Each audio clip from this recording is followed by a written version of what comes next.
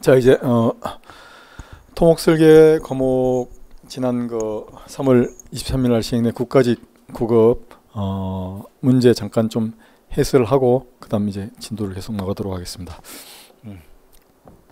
그래서 토목설계 과목은 보면 크게는 이제 그러니까 토목구조물을 설계하는 데 있어서 필요한 과목들로 이제 이루어져 있는데, 토목구조물을 설계하는데 토목구조물 중에 가장 많은 포션을 차지하는 게 아무래도 이게 철근 콘크리트 구조입니다. 철근 콘크리트, 우리가 RC라고 하는 철근 콘크리트 구조, 이게 이제 제일 많은 포션을 차지하고 있고, 그 다음 이제 우리가 뭐 장대교라든지 대형 구조물 가운데는 이제 철골 구조, 우리 강구조라고 하죠, 그죠? 강구조가 그 다음 포션을 차지하고 있고, 그 다음 이제 또 프리스트레스드 콘크리트라고 해갖고 PSC 간단하게 줄여갖고 PSC 이렇게 프리스트레스드 콘크리트, 요 이제 세 가지가 토목 구조물에 이제 주로 사용되고 있고, 그래서 이제 토목 설계에서는 이 세 개가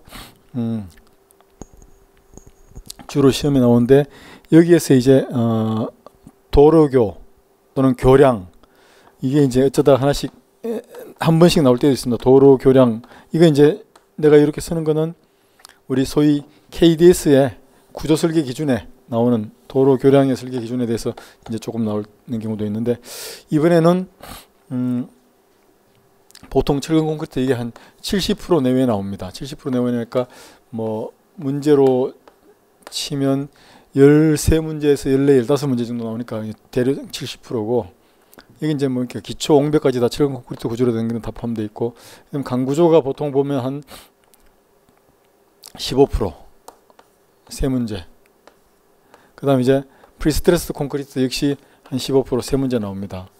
그리고 간혹 이게 한 문제 5% 나올 때는 여기서 하나 줄는다든지, 뭐 또 이거는 뭐 거의 정해져 있고, 그래서 지금까지 최근 수년 동안 거의 이런 비중으로 나왔는데,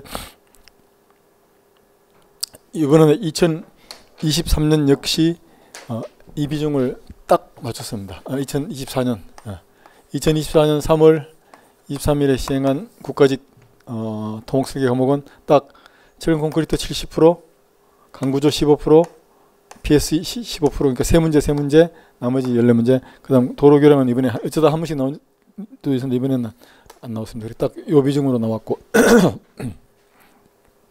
역시 뭐 철근 콘크리트는 이제 휘미로부터 시작해갖고 뭐 전단, 그 다음 또 뭐 기초, 옹벽,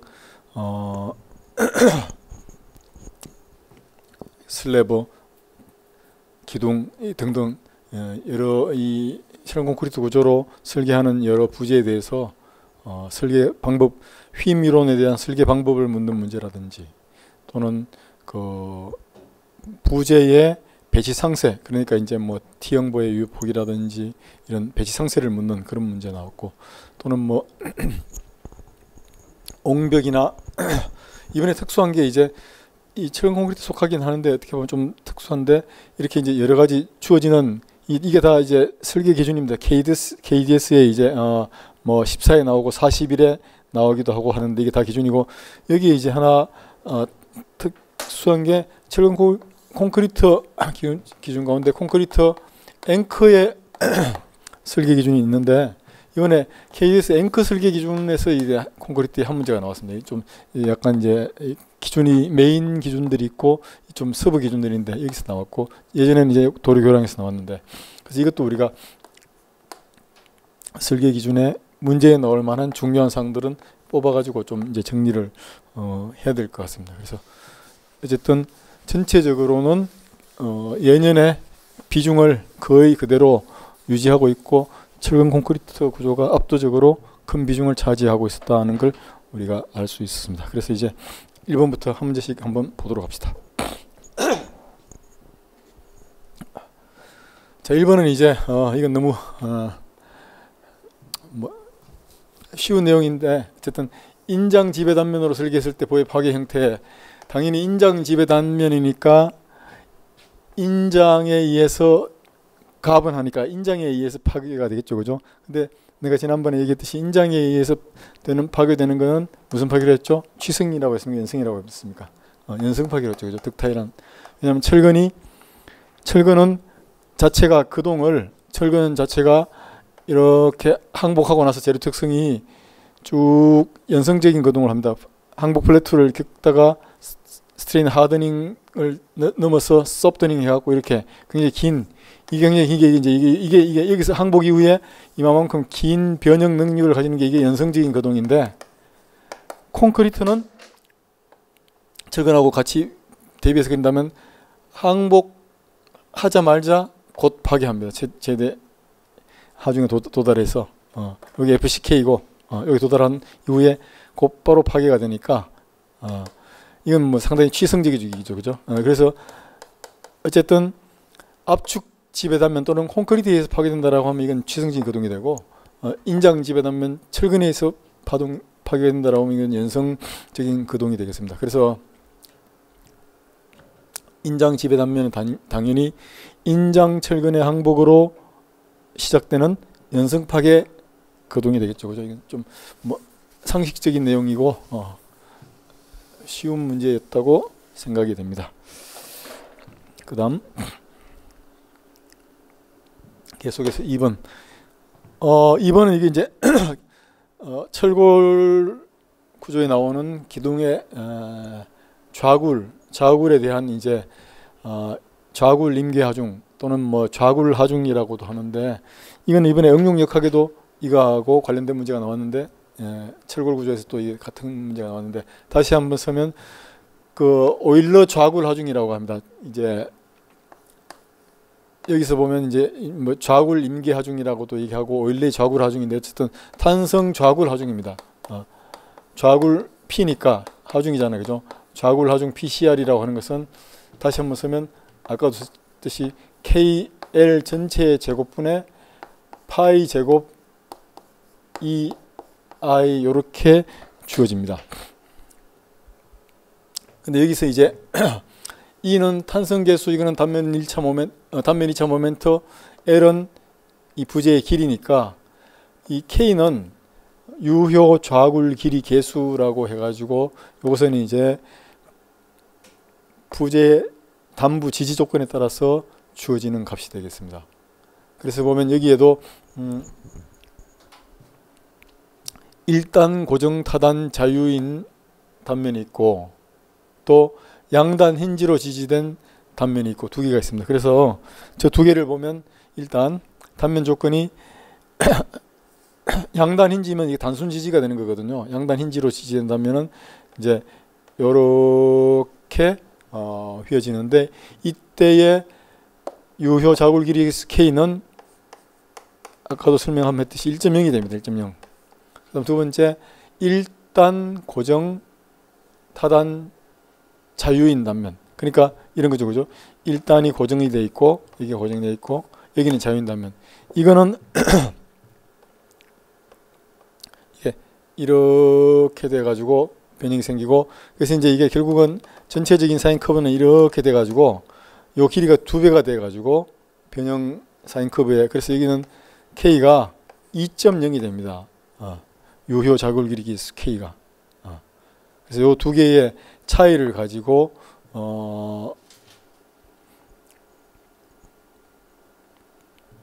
이 케이스의 좌굴 임계 하중을 주어지고 그래서 이때의 PCR 이걸 1이라고 하면 PCR 1은 얼마로 주어졌을 때 이 PCR 2가 얼마냐? 단면은 동일한데 그걸 묻는 겁니다.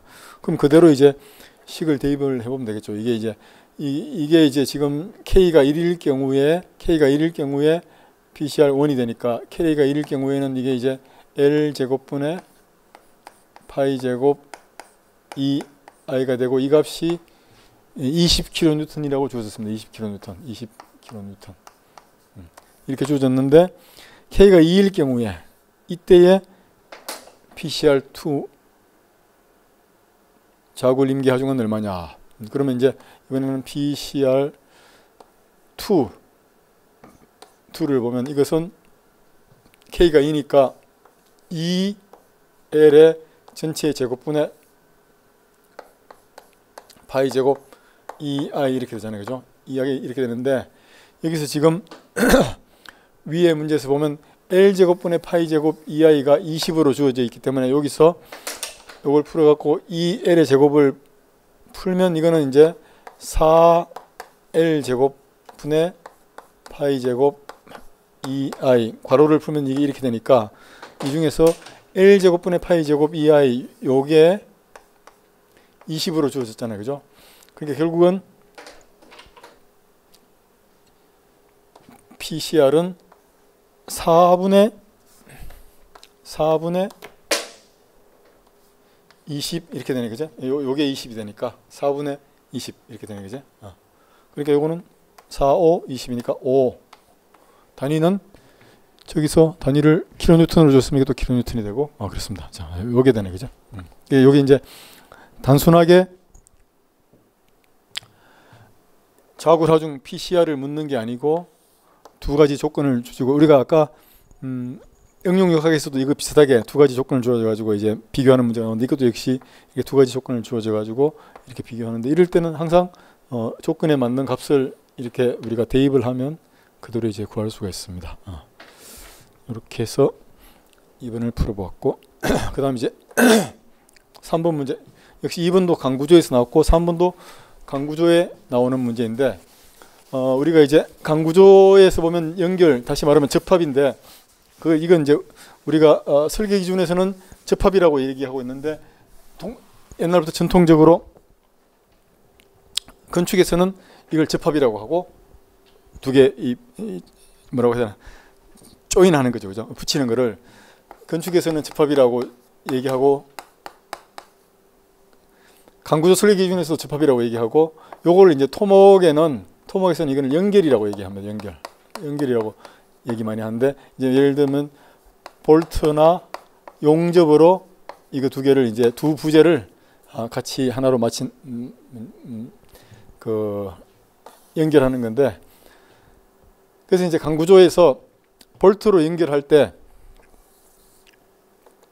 볼트를 배치하는 방법이 이렇게 직렬 배치로 한 라인에다가 이렇게 배치하는 경우가 있고 그 다음 이제 이걸 직렬 배치라고 그 다음 이제 언모 배치라고 해갖고 여기 주어진 공간을 좀 효율적으로 쓰기 위해서 하여튼 이렇게 배치하는 경우가 있습니다. 이렇게 저기 지금 나온 경우는 이거하고 좀 다르게 여기서 여기 배치하고 여기 이렇게 볼트를 많이 두면 이렇게 배치하는 경우 여기도 있을 수도 있고 이렇게 배치하는 경우가 있는데 이럴 때 이제 이 연결된 부재가 이렇게 인장이 작용하면 이 볼트 구멍이 있는 이 단면이 이 잠재적인 파단선이 되었고 이게 이 인장에 대해서 파단이 되기 때문에 그 파단 강도를 우리가 계산을 해야 되는 거거든요. 그 다음 또 이게 하나의 파단선이 될 수 있고 또 이렇게 와서 요게 이제 또 하나의 잠재적인 파단선이 될 수도 있고 또 이렇게 와서 경우에 따라서는 이렇게 가서 이렇게 되는 이게 또 파단선이 될 수도 있고 그렇습니다. 그리고 이제 전체 단면이 이렇게 파단되는 이런 경우도 이제 있을 수도 있는데 볼트에 구멍이 이렇게 있을 때 홀이 있을 때는 항상 이게 홀이 있는 단면에 단면 결손이 이렇게 생기기 때문에 홀 있는 단면을 통해서 우리가 이렇게 파단된다고 해서 이렇게 이제 이거를 잠재적인 파단 단면으로 이렇게 봐가지고 이렇게 파단 단면의 단면적을 계산하는데 단면적을 계산할 때는 요 이 폭을 B라고 하는데 B에다가 이 부재의 두께 T를 곱하면 이제 이 단면적이 되는데 이와 같이 이렇게 이제 홀이 있을 때는 홀만큼 단면에 공제를 하고 그래서 옛날에 예를 들어서 이렇게 직선열에서 홀이 두 개 있을 때는 이 면적에다가 홀 두 개 면적을 홀 두 개 구멍 크기의 면적을 공제를 하면 나머지가 이제 이 단면에 파단되는 단면의 이 B 사이즈가 되겠습니다. 근데 이제 지금처럼 이렇게 직선이 되는 게 아니고 저기처럼 이렇게 경사가 되었을 때 파단 라인이 이렇게 경사로 통상은 우리가 이걸 계산할 때는 이 단면, 이런 단면 또는 이런 단면 중에 여러 파단 가능 단면들을 다 계산을 해가지고 그 중에 이 단면적이 요거다가 두께 t를 곱한 단면적이 가장 작은 게 가장 빨리 파단이 되겠죠, 그죠? 그래 그게 이제 크리티컬한 단면이 되니까 우리가 이제 요 단면적 A를 구할 때 그렇게 쓰는데 AN을 구할 때 유효 순단면적이라고 해갖고 이제 AN을 구할 때 그걸 쓰는데 지금 이 경우에는 보면 예상 파단선을 지정을 해줬습니다. A, B, E, F, G일 때 그러니까 A에서부터 시작하고 이렇게 가는 게 아니고 E, F, G 이렇게 지금 요렇게 파단이 될 때 이때에 이 폭이 지금 현재 전체 폭이 180인데 이 홀을 공제를 하고 또 이게 이렇게 경사져서 기울어져 갈 때는 이 홀을 단순히 빼는 것만으로는 이 길이가 길잖아요, 그죠? 그래서 이런 전체 폭에다가 이 홀 크기에다가 홀 개수를 곱해가 일단 다 공제를 좀 빼줍니다. 그래서 여기는 뭐냐면 AN 순단면적이라고 하는 것은 전체 여기는 이제 순단면적으로 해도 되고 그럼 이번에 폭이죠. BN 순폭이라고 하는 것은 이것은 전체 폭 BG에다가 전체 폭에다가 단면적을 개점으로 하면 홀 그러니까 구멍 크기죠. 구멍의 개수 N 곱하기 구멍의 지름 D 이만큼 일단 빼주고 이렇게 빼면 이렇게 경사져서 가기 때문에 이 길이보다는 좀 더 긴 길이잖아요, 그죠? 그래서 이때는 소위 말해서 이 게이지 라인하고 피치의 비를 가지고 여기다가 좀 더해줍니다. 그러니까 이렇게 되는 길이가 이렇게 왔기 때문에 요 길이 대 요 길이의 비를 적절한 비를 통계적으로 해갖고 곱해서 좀 더해주거든요. 그래서 그게 바로 뭐냐 하면 여기다가 뭐를 더해주냐면 포지분의 S제곱 요걸 더해줍니다. 이때 G가 게이지 간격이고 S가 피치입니다. 피치. 그러니까 피치라고 하는 것은 힘이 이렇게 작용하면 이게 봅시다. 이게 더 중요하니까 헷갈리면 안 되니까 힘이 이 방향으로 이렇게 작용하면 힘이 작용하는 방향의 볼트 간격 거리 이거를 이제 피치라고 합니다. 이게 피치가 됩니다. 이게 피치가 이게 S가 되겠죠, 그죠? S고 게이지는 힘의 작용과 크로스되는 이 볼트 간격 이게 게이지입니다. 그러니까 이게 G가 되겠지, G 게이지. 그래서 4G분의 S제곱은 요 분모가 4 곱하기 2G가 되고 분자가 요 피치 S의 제곱이 되겠습니다. 그래서 이렇게 하면 사실은 이것은 기준식에서는 AN으로 주어져 가지고 AN이 전체 단면적 총 단면적 AG에다가 빼기 N 곱하기 홀 크기에다가 여기다가 T 이 부지의 두께 이걸 빼면 이게 이제 순단면적인데 이렇게 음모 배치가 돼서 엇갈리어가 배치가 됐을 때는 여기다가 플러스 4G분의 S제곱을 더 해줍니다. 요게 게이지 간격이고 요거는 피치라고 합니다. 피치. 그래서 요거를 더해주는 이유는 아까 얘기했듯이 경사 길이로 이렇게 이 라인을 따라가다 보면 이렇게 직선으로 가는 것보다 이 길이가 좀 더 길어지기 때문에 그걸 반영하기 위해서 이만큼 보정을 해주는 겁니다. 홀 개수에다가 두께만큼 이거 빼주는 게 당연한 거고 여기다가 물론 T를 곱해줘야 되겠죠. 이건 면적이니까. 저기서는 폭이니까 T를 다 제외해버리고 전체 폭에서 요 라인을 홀을 공제한 요 라인에다가 4G분의 S제곱을 더해주면 되는데 요거 이제 요게 여기 보면 지금 여기는 이렇게 경사로 지나가는 게 하나 여기 또 경사로 지나가는 게 둘이 있을 때는 요 각각을 다 더해주는 겁니다. 그래서 요게 이제 시그마 이렇게 붙게 됩니다. 하나일 때는 하나지만 지금 두 개인 경우니까 이건 둘 다를 여기다 고려해 줘야 되는 겁니다. 그래서 그대로 이렇게 계산하면 되겠죠. 그죠? 전체 폭이 180이고 우리 계산해 보면 180이고 여기다가 빼기를 뭘 빼냐면 구멍의 개수에다가 구멍 지름을 빼면 되잖아요. 그죠? 공제를 해 주는 거니까 이 구멍을 공제를 해 주는 거니까 보통 이제 볼트를 주어지는데 여기는 볼트 구멍의 지름을 아예 주어졌습니다. 볼트가 우리가 이제 M 20 이렇게 주어지면 이거는 볼트 구멍의 지름 D는 22 이렇게 되니까 우리가 이걸 감안해 갖고 계산하는데 여기는 친절하게 볼트 구멍의 지름을 주어줬습니다. 좀 쉽게 문제를 이해하도록 하기 위해서. 그래서 22가 주어졌으니까 22mm가 하나, 둘, 세 개가 있잖아요. 그죠? 그래서 저걸 빼줘야 되는 거죠. 여기다가 3M 곱하기 볼트 구멍의 지름 22를 빼주는 거죠. 그죠? 그럼 요게 66이 되니까 180에서 66을 빼면 이게 뭐냐면 66을 빼면 114가 되네. 그죠? 114가 되네. 114가 되고 여기다가 뭐를 더해주느냐 하면 아까 얘기했듯이 4G분의 S제곱인데 이게 하나, 두 개 있잖아요. 그죠? 그 두 개를 다 더해주는 겁니다. 그래서 4G분의 S제곱인데 이것이 하나 똑같은 사이즈가 G도 똑같이 50, 50이고 S도 똑같이 40, 40이니까 똑같은 거니까 이거 곱하기 2만 해주면 되겠죠. 그죠? 시그마로 하더라도. 그래서 계산을 해보면 G가 50이고 그래서 4 곱하기 50이면 분모는 아이고 복잡한데 그래도 요거를 가지고 요걸 치웁시다. 치우고 얘들아 이거 뭐 이미 설명한 거니까 치우고 요걸 계산하면 4 곱하기 G가 50이고 S가 피치가 저기 40이죠. 그죠? 피치가 40이니까 S제곱이 40 곱하기 40이니까 1600이 되네. 그죠? 46, 1600 이렇게 되네. 이건 4 곱하기 50이니까 4, 5, 20, 200이 되는 거고.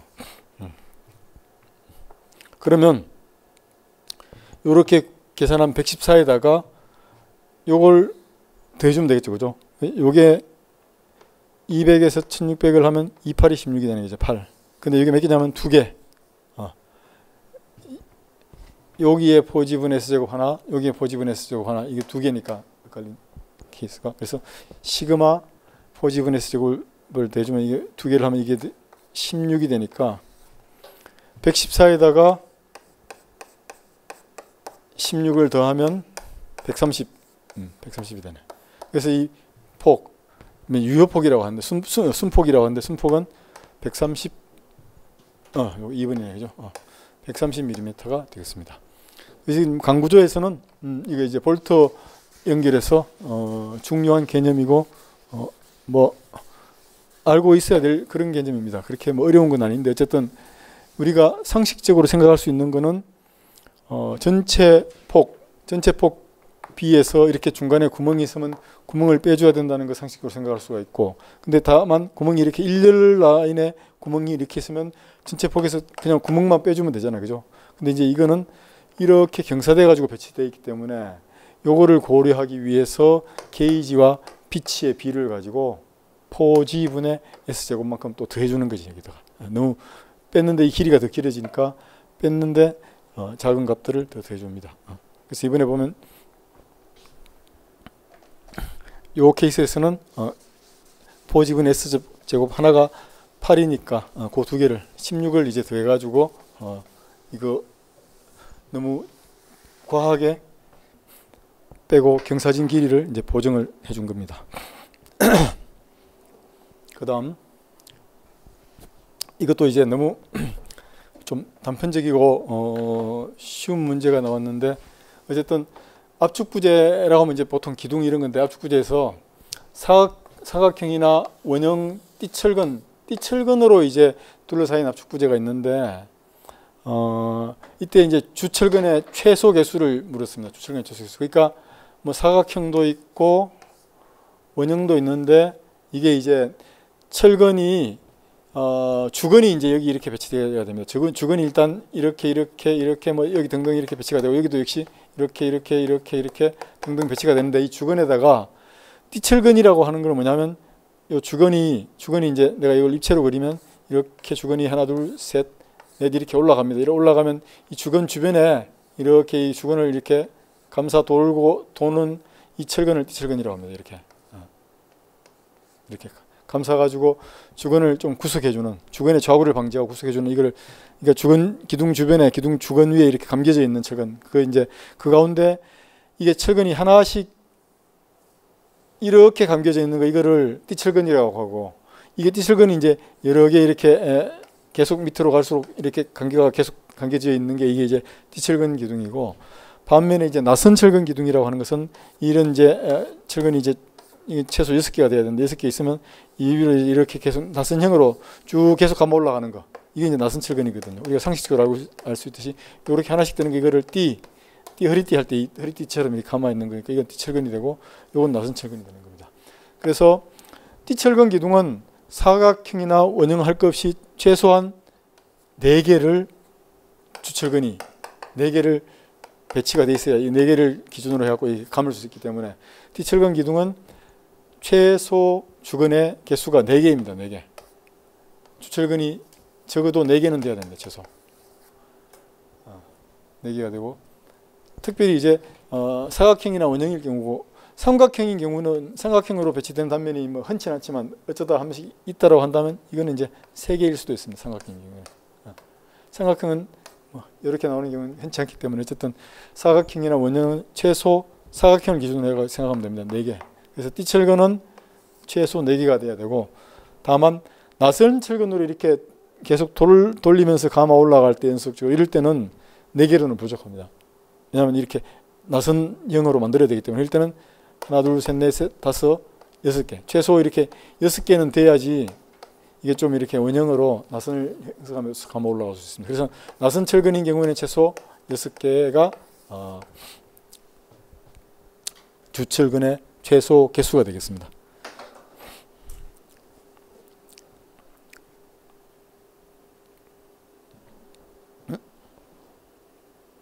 그 다음 철근 콘크리트 보의 휨 설계에 대한 설명으로 옳지 않은 것은 자 이건 역시 이제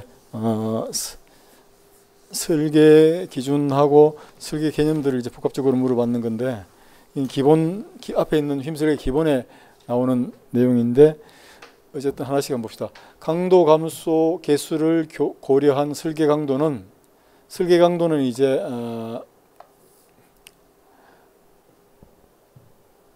공칭 강도에다가 강도 감소 개수를 곱한 값을 얘기하는 거죠. 그거는 소요 강도 이상이 되도록 해야 하는데 이건 당연한 거죠. 그래서 파이 뭐 예를 들면 파이 곱하기 RN이 소요 강도인 RU보다 더 크도록 이렇게 설계한다는 게 이제 기본 개념입니다. 이게 맞는 거고 그다음 콘크리트 압축 파괴 이전에 철근이 항복이 먼저 일어나는 연성 파괴가 되도록 설계해야 된다. 이거 내가 지난번에 한번 설명했죠, 그죠? 요 길게 해서 당연히 이거는 우리가 콘크리트는 갑작스러운 취성 파괴가 되기 때문에 그렇게 되면 건물이 무너질 때 거주자들이 대피할 시간이 없기 때문에 철근이 항복이 일어나고 충분한 연성 고동을 확보하고 그 기간 동안에 사람들이 대피할 수 있도록 그런 연성 파괴가 철근이 항복돼 갖고 연성 파괴가 되도록 우리는 구조 설계를 해야 되는 게 기본입니다. 그리고 압축적 콘크리트의 갑작스러운 취성 파괴 이거 안 되잖아요, 그죠? 이걸 방지하기 위해서 압축 지배 단면으로 설계한다. 이건 아니죠. 압축 지배 단면은 이 충분한 연성 고동만큼 확보가 되지 않는 그런 이제 단면이기 때문에 이건 주로 이제 압축 기둥인데 압축 기둥은 이제 이런 취성 파괴 모드보다는 이제 보가 먼저 파괴되고 기둥이 파괴되는 그런 개념으로 하고 보를 연성고동으로 확보를 하고 이제 기둥 같은 경우에는 이제 좌굴에 대해서 방지할 수 있도록 이렇게 이제 우리가 설계하기 때문에 설계는 이 압축 콘크리트 압축 지배 단면으로 설계를 하는데 이게 이제 갑작스러운 취성 파괴를 방지하기 위해서 압축 지배 단면으로 설계한다는 거 이거는 말이 맞지 않습니다. 이게 좀 옳지 않는 겁니다. 연성 파괴가 되도록 설계하는 게 기본이고 그다음 이제 인장 지배 단면의 강도 감소 개수 파이는 0.8로 내가 얘기했죠, 그죠? 가장 큰 거. 인장으로 되는 게 몇 개 얘기했죠, 그죠? 그래서 0.85 되는 게 타이하고 인장 지배 단면하고 그런 것들이 이제 0.85가 되는 거죠, 그죠? 그래서 이건 이제 휨 설계의 기본 이론 내용을 가지고 왔습니다. 그다음 이제 6번 동일한 크기의 두 단부 모멘트가 단일 공률을 일으키는 횡구석 압축 부재 모멘트 확대. 자 이게 좀 이건 어떻게 보면 좀 이제 국업을 준비하는 사람들한테는 조금 어려운 개념일 수도 있는데 이게 모멘트 확대 계수라는 게 있는데 이게 이제 우리가 압축 부재가 기둥이 이제 보면 이렇게 이제 여기 기둥이 이렇게 있잖아요, 그죠? 이 횡하중이 작용할 때 이 기둥이 이제 이 좌굴이나 횡변이 이런 것들을 제한하기 위해서 횡구속이 돼 있느냐. 횡구속이 됐다는 말은 여기 이런 전단벽이 있거나 아니면 여기 이런 브레이스가 있거나 이럴 때 이제 횡구속이 됐다고 하고 횡구속되지 않은 경우는 유연하게 되니까 이렇게 횡구속되지 않으면 이런 힘이 작용하면 이게 이제 이렇게 휘어지잖아요. 그죠? 휘어졌을 때 수직 하중으로 인해서 이게 모멘트가 2차 모멘트가 증폭이 되거든요. P 델타 효과로 인해서. 그래서 이제 이게 위험하기 때문에 가급적이면 횡구속 골조로 하는 게 더 안전하고, 그래서 이거를 방지하기 위해서 여기다 브레이스를 넣는다든지 뭐 이렇게 하는데, 이렇게 횡구속으로 골조가 돼 있을 때 이 P 델타 효과, 쉽게 말하면 2차 효과를 고려하기 위해서 우리가 소위 모멘트 확대 계수라고 하는 계수를 여기다 곱해줍니다. 그러니까 이제 이런 이 이제 기둥 있잖아요, 그죠? 기둥이 있으면 기둥의 상하단에 모멘트가, 여기에도 모멘트가 작용을 할 거고, 여기도 모멘트가, 이런 모멘트도 있을 수도 있고 반대로 이제 모멘트가 있을 수도 있고, 이렇게 갖고 모멘트를 작용할 때 이때 이제 이거하고 또 작용하는 좌굴 하중하고 그다음 또 축하중하고 이런 것들을 비를 가지고 모멘트 확대 계수를 하는데, 우리가 모멘트 확대 계수를 이제 델타 NS라고 씁니다. 델타 NS, 모멘트 확대 계수 델타 NS라고 하는 것은 이게 이제 분모는 CM이라고 하는 계수가 하나 있고, 그다음 분자는 분모는 이거는 1 마이너스, 밑에는 0.7의 P고 위에도 역시 P인데 밑에는 PC고 위에는 PU가 됩니다. CU가 됩니다. 이렇게 됩니다. 이렇게 이 델타 NS라는 모멘트, 이게 이제 모멘트 확대 계수입니다. 지금 모멘트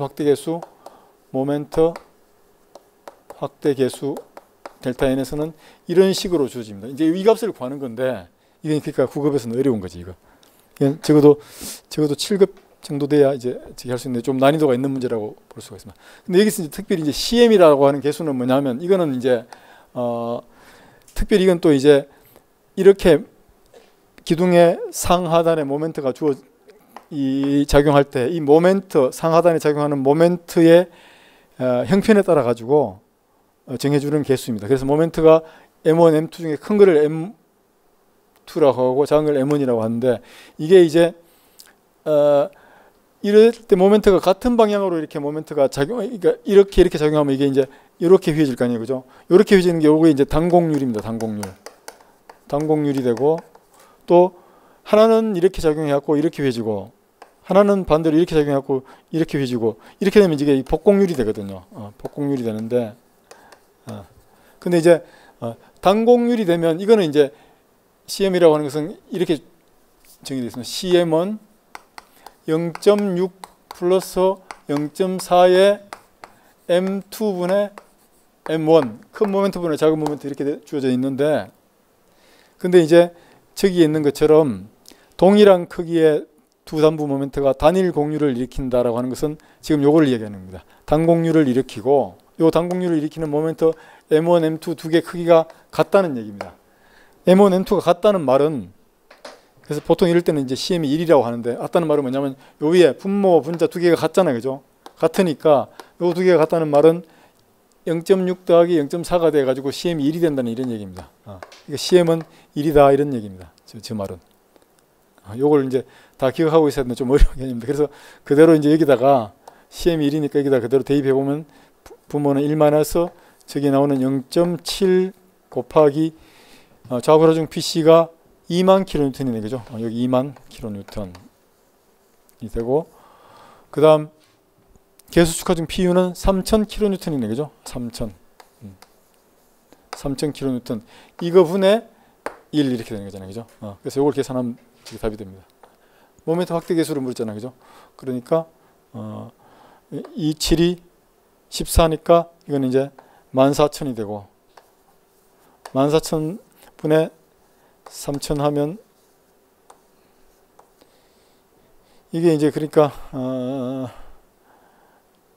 0 여기 3, 4, 12 2 남는데 3, 6, 18 4.6이네. 이게 4.66 분의 1이 되잖아요. 그죠? 요걸 계산하면 분모율. 그러니까 4.6분의 1이면 값이 얼마 정도 되나?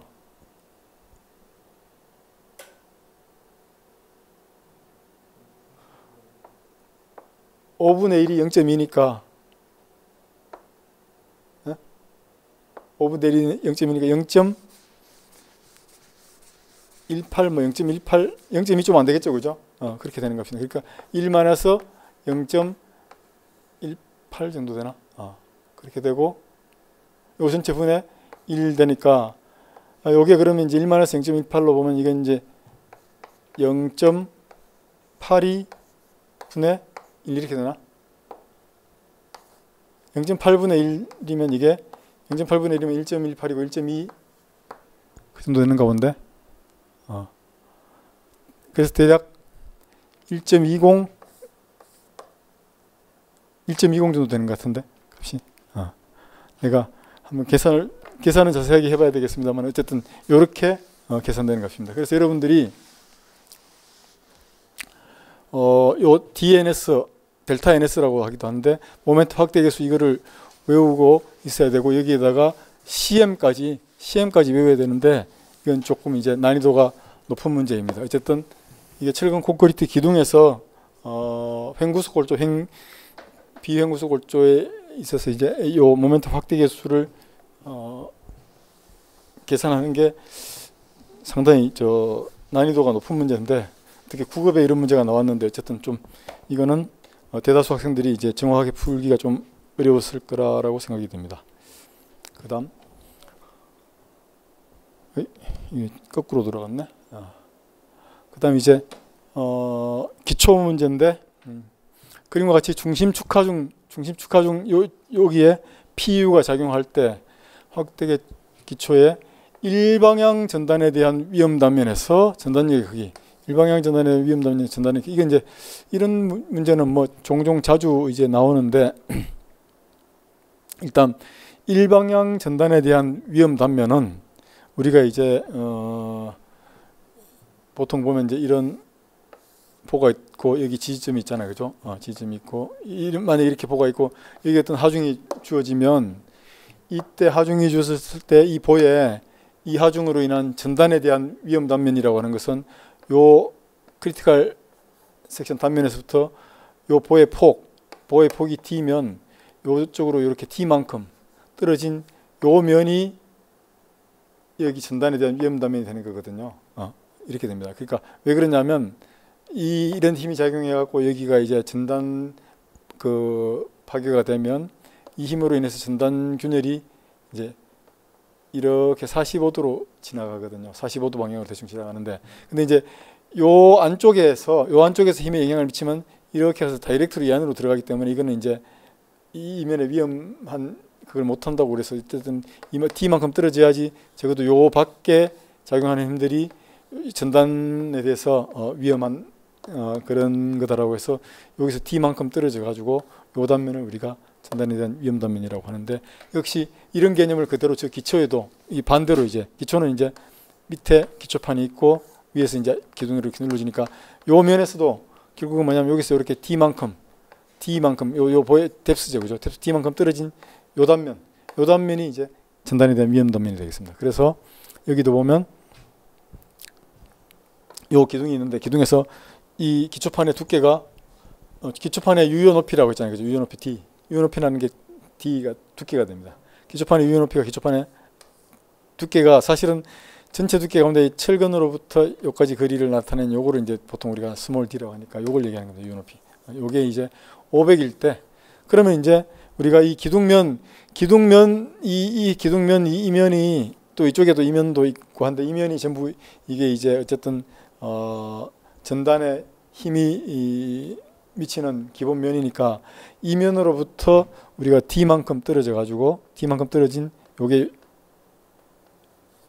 요 거리를 우리가 D라고 하면 D만큼 떨어진 요 면이 이제 전단 파괴 위험 단면이 되겠습니다. 전단 파괴 단면이 되고 그래서 전단 파괴한다라고 하면 요 면에서 요 이제 요 두께를 곱한 그 단면이 이제 전단에 대한 위험 단면이 되겠죠. 그죠? 그래가지고 우리가 전단에 대한 전단에 대한 힘은 이제 이 기초판 바닥에 작용하는 우리가 지내력이라고 하는, 지반 반력이라고 하는데, 지내력이라고 하는 것은 뭐냐면 이 하중이, 그러니까 이것을 이렇게 단면으로 그려보면 여기 이제 기둥에서 하중 P가 중심축 하중 PU가 이렇게 작용하잖아요, 그죠? 작용하면 기초판은 이렇게 생겼잖아요, 이렇게 생겼잖아요, 그죠? 이렇게 생겼는데 이 힘은 기초판 전체에 골고루 퍼져가지고 이게 지반에 대한 지내력, 이 지내력을 Q라고 합니다. Q를 가지고 이게 지지를 하고 있는 거거든요. 이게 지내력이라는 것은 지반의 반력인데, 이걸로 인해서, 이 힘으로 인해서 지반이 이만큼, 이 PU만큼 이게 누르는 힘을 가지고 지탱을 하는데, 다만 PU는 여기 집중 하중을 작용하지만 이 PU 하중은 기초판 전체 바닥 면적이죠, 그죠? 면적에 골고루 퍼져 있다고 우리가 계산하는 겁니다. 그래서 이 PU를 가지고 QU를 계산하는데, 지반의 반력 QU라고 하는 것은 PU를 전체 단면적 A로, A 기초, A 파운데이션이죠, 그죠? 기초의 단면적으로 나눠주면 이게 QU가 되겠습니다. 지내력이라고도 합니다. 지내력. 그래서 PU가 얼마냐 하면 2700kN이고 단면적은 저기에 3m 곱하기 3m가 기초판의 단면적이잖아요, 그죠? 이게 전체 단면적, 3m 바이 3m가 기초의 단면적이니까 이렇게 나눠주면 9고 2700이니까 9, 3이니까 300이네, 300. 300 kN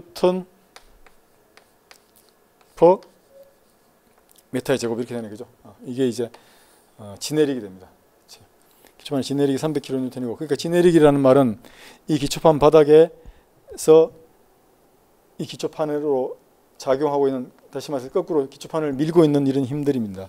그러니까 이 힘이 전단에 대한 위험 단면으로부터 밖에 있는 요 면적 기초판의 요 면적에 이만큼의 힘이 이제 작용하는 적에 이 기초판에 대한 일방향 전단에 대한 전단력이 되는 겁니다. 전단력. 그러니까 이걸 다 합한 게 이게 되는 거죠. 이 전단력 부위가 되는 거지. 다시 말하면 여기 이거를 우리가 보로 생각한다면 이런 보가 있고 여기 이제 어떤 그 지지하는 점이 있는데, 이보에 여기서부터 이까지 작용하는 이런 등분포 하중이 있는데, 이것의 크기는 이 앞뒤 면적을 가지고 구한 값이고, 요 길이는 요 비리잖아요, 그죠? 그래서 요거를 다 합한 게 요 면에 대해서 일면, 요 뒤떨어진 요 면에 대한 일면 전단력이 됩니다. 일면 전단에 대한 전단력 V가 되는 거죠, V. 그래서 우리가 그대로 이제 우리가 계산할 수 있는 게 요 면적에다가 QU를 곱해주면 되는 거니까, 면적은 우리가 이 전체 길이에서 빼나가도 되고, 아니면 요 딱 중간으로부터 전체가 3m니까 3m를 밀리미터로 고치면 3000에서 중간에 요 기둥폭이 600이니까 600을 빼고 여기서 여기까지 D가 500이니까 500을 빼면 되는 거죠. 맞죠? 600이 아니고 600의 절반이니까 300을 빼고, 요 절반이니까, 그죠?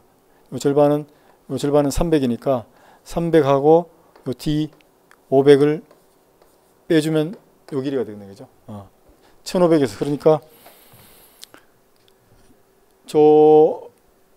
그것을 뭐라고 해야 되나, 밑에 있는 하분을 L 밑에 베이스라고 해봅시다. 이거는 전체 길이 2분의 L 여기다가 빼기를 300 기둥의 절반 폭에다가 빼고 또 보에 유역이 500을 빼면 되잖아요, 그렇죠?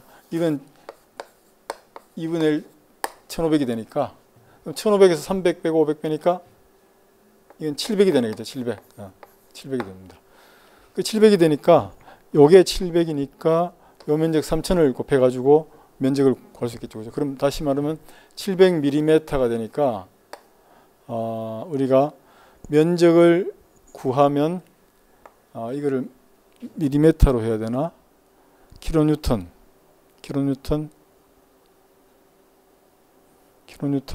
퍼 메타니까 메타로 고치는 게 낫겠네. 메타로 고치면 이제 이게 0.7m가 되고 이 LY 길이는 3m가 되니까 우리의 면적은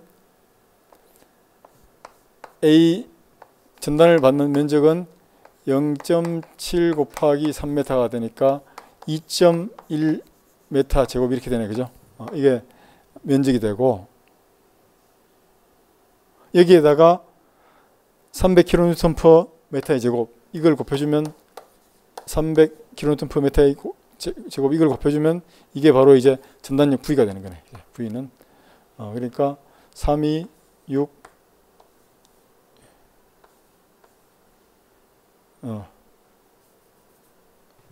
6,300이 아니고 630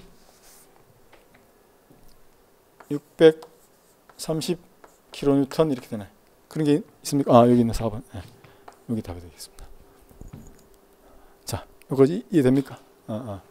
어쨌든 일방향 전단은 이렇게 조금 그래도 어쨌든 중요한 거는 기둥면이 이제 시작되는 면이고 여기서부터 이 기초판의 유효 깊이 D만큼 떨어진 이 면이 전단에 대한 위험 단면이라는 거 우리가 하나 기억하면 되고 이방향 전단은 되게 까다롭고 복잡한데 둘레 길이도 구해야 되고 근데 일방향 전단은 개념을 잘 이해하면 그렇게 어렵지는 않습니다. 심플하게 어쨌든 진해력을 가지고 있는 이 위험 단면으로 잘라진 전체 면적에 작용하는 진해력을 곱해가지고 전단력 힘 V를 구한다는 거 그거만 기억하면 뭐 금방 쉽게 풀 수 있는 문제입니다.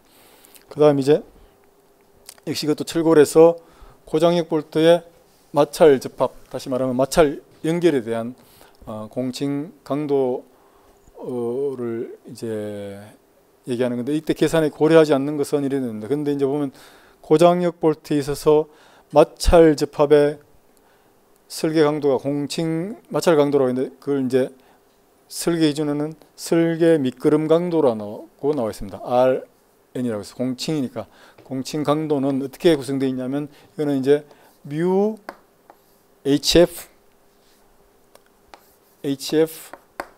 T0 NS 이렇게 구성되어 있는데 하나씩 보면 뮤라고 하는 것은 이것은 이제 쉽게 말하면 미끄럼 계수인데 마찰 계수라고 우리가 알고 있는 것하고 같은 개념입니다. 마찰. 요거는 미끄럼 설계 미끄럼 계수라고 해서 미끄럼 계수 또는 마찰 계수라고 하면 됩니다. 이제 면의 거칠기에 따라 갖고 0.5 뭐 이렇게 주어지는 값이고 HF 이거는 F가 필러입니다. 필러가 이제 끼움제를 얘기하는 거죠. 그죠? 그래서 요거는 이제 필러 계수라고 합니다. 우리가 필러.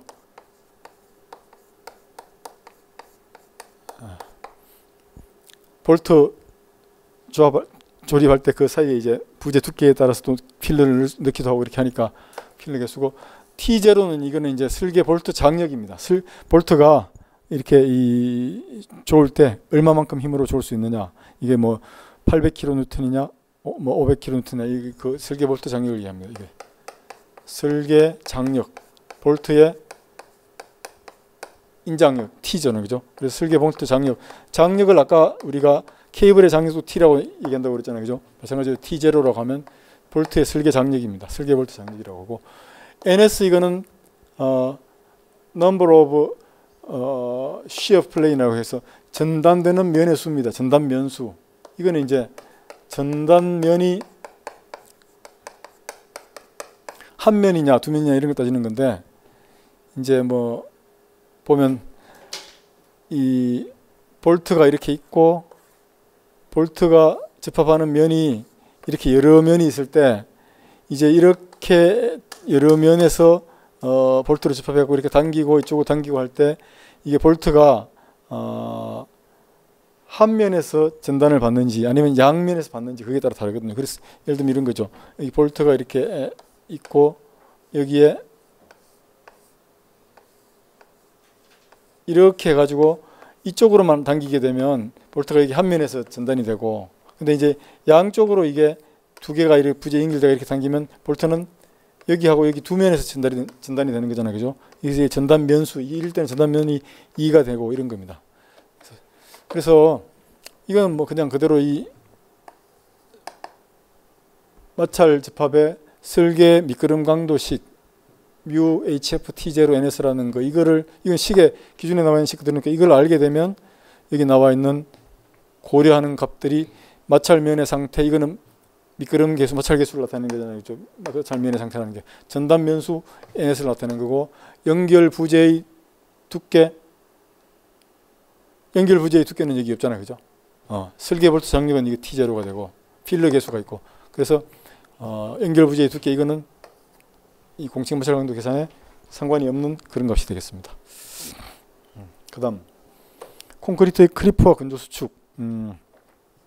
이건 이제 우리 이번에 수업 때는 간단하게 지나봤는데, 지난번에 내가 이거 공개 설명할 때 이걸 좀 얘기를 했는 거라 갖고, 우리 이제 본 진도 나갈 때는 저걸 좀 이런저런 단단하게 많이 얘기할 텐데, 우리가 간단하게 지난번에 한번 봤는데, 어쨌든 크리프하고 근조 수축 두 개가 사촌간이고 근조돼서 수축이 되는 그런 현상이고, 크리프는 그게 하중이 작용해 갖고 점차적으로 이제 수축이 변형이 증가되는 그런 현상이죠. 그래서 어쨌든 이렇게 부재 변형이 구속됐다라는 말은 부정적 구조 가운데 이런 거죠. 이제 이렇게 여러 부정적 라면처럼 이렇게 많은 이 부재들이 연결되어 있을 때, 이 밖에 있는 이런 부재들로 인해서 중간에 이 부재 변형이 구속되어 있는 거잖아요. 잡고 있으니까. 이런 얘기를 하는 겁니다. 이럴 때는 근조 수축이 되면 이게 잡고 있고 이게 잡고 있는데, 이게 근조되면서 여기 있는 콘크리트가 이쪽으로 수축이 되려고 하니까 여기 중간에 균열이 생기는 거잖아요, 그죠? 그래서 이게 근조 수축에 대한 응력이 생기니까 인장 응력 때문에 균열이 생긴다, 이런 얘기입니다. 이건 맞는 말입니다. 그리고 당연히 물 시멘트비가 증가한다는 말은 이게 이제 물 시멘트비라는 게 WC니까 시멘트에 대해서 물의 중량비가니까 물이 많이 들어간다는 얘기잖아요, 그죠? 물 시멘트비가 많이 들어가면, 물이 많이 들어가면 근조 수축은 증가하겠죠, 그죠? 물 때문에 그 안에 있던 여러 모세관 공극이라든지 계열 공극, 이런 공극들이 많이 생기니까, 이게 물이 많으면, 또 시멘트가 많아도 그렇고 물이 많으면 크리프도 근조 수축도 증가하는 건 당연한 현상입니다. 그리고 또 상대 습도가 높을수록 근조 수축은 증가한다. 요건 좀 우리가 알고 있는 개념하고 반대죠, 그죠? 습도가 높으면 외기에 수분이 많기 때문에 수분의 증발이 억제가 되겠죠.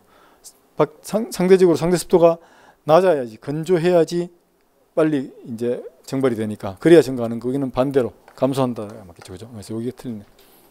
그다음 콘크리트 근조 초기에는 콘크리트 부재 표면에 인장 응력이, 내부에는 압착 응력이 발생한다. 이거는 이제 이거는 주로 요거는 이제 메스 콘크리트 같은 데서 우리가 논의되는 그런 얘기들인데, 콘크리트가 이제 건조할 때 초기에는 콘크리트를 탓을 하면 그 내부에 콘크리트 속에 이제 이 수화 반응 때문에 온도가 처음에는 이렇게 올라갔다가 서서히 이렇게 이제 온도가 내려가거든요, 식으면서.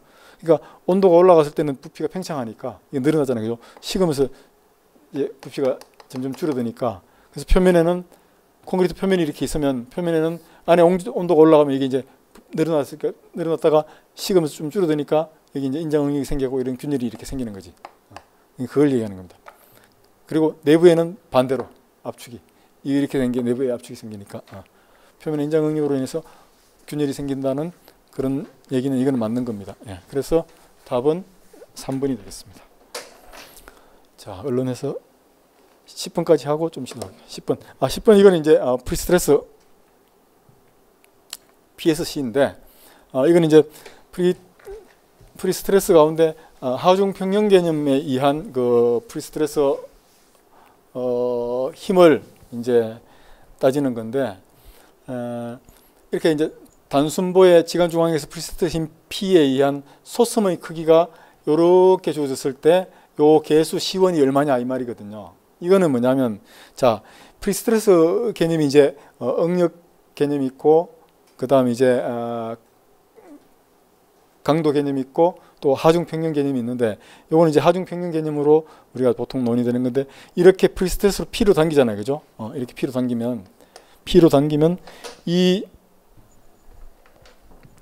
이 프리스트레스 긴장제에 힘이 작용하는데 어떤 힘이 작용하냐면 이걸 이렇게 당기면 우리가 상식적으로 알 수 있듯이 이 부재를 콘크리트 부재를 위로 이렇게 밀어 올리려고 하는 이런 힘이 여기 가질 거 아니에요. 그죠? 당기니까.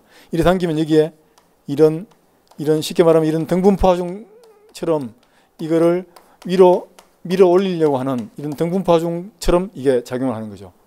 이 힘이.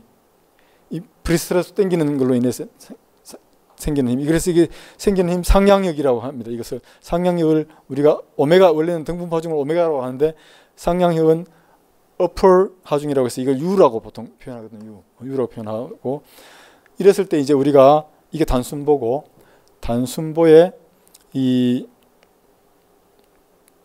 이 U라는 하중이 작용하고 있고 이렇게 이 등분포 하중이 작용했을 때 이제 모멘트를 한번 보면 모멘트는 이제 두 가지가 여기서 고려할 수 있는데 하나는 이게 힘 P로 당기면 여기도 힘 P로 당겨질 거 아니에요. 그죠? 요 가운데가 제일 크니까 힘 P로 당겨지면 요게 P이고 여기서 떨어진 거리 요거를 우리가 요거 좀 지웁시다. 여기를 EC라고 했으면 요 중립축에서 보면 요 모멘트는 요 P 곱하기 EC만큼의 모멘트가 여기서 요렇게 모멘트가 생길 거 아니에요. 그죠? 그래서 중앙점의 모멘트는 일단 P 곱하기 EC라는 모멘트가 하나 있습니다. 그리고 또 이런 우리가 여기에서 이런 단순보에서 이게 지금 단순보하고 거꾸로 놓은 거니까 이 오메가라는 하중이 작용할 때 이 중앙점의 모멘트 MC잖아요. 그죠? MC는 우리가 여러분들 알고 있듯이 8분의 오메가 1 제곱이잖아요. 그죠? 8분의 오메가 1 제곱인데 우리가 이걸 그대로 적용을 하면 이건 이제 거꾸로 밑에서 오메가가 밑에서 위로 이렇게 작용하고 있는데 이 오메가 크기가 U니까 반대로 작용하는 거니까 이 식에 그대로 대입하면 중간점 C점에서의 모멘트 중앙점에서 모멘트 MC는 8분의 UL 제곱 이렇게 되겠죠. 그죠? 그대로 요걸 쓰면 여기서 모멘트는 8분의 UL 제곱인데 이게 이렇게 되고 하나는 이렇게 되고 하나는 8분의 UL 제곱 이렇게 되는 겁니다. 이렇게 하면 이게 중앙점에서 이 힘으로 인한 모멘트하고 이 힘으로 생겨서 이 당기는 힘으로 인해서 이 upper 하중이 생겨가고 그걸로 인한 모멘트가 또 8분의 UL 제곱이니까 이거하고 이거는 같습니다. 그래서 우리는 8분의 UL 제곱은 PEC 이렇게 이제 쓸 수가 있습니다.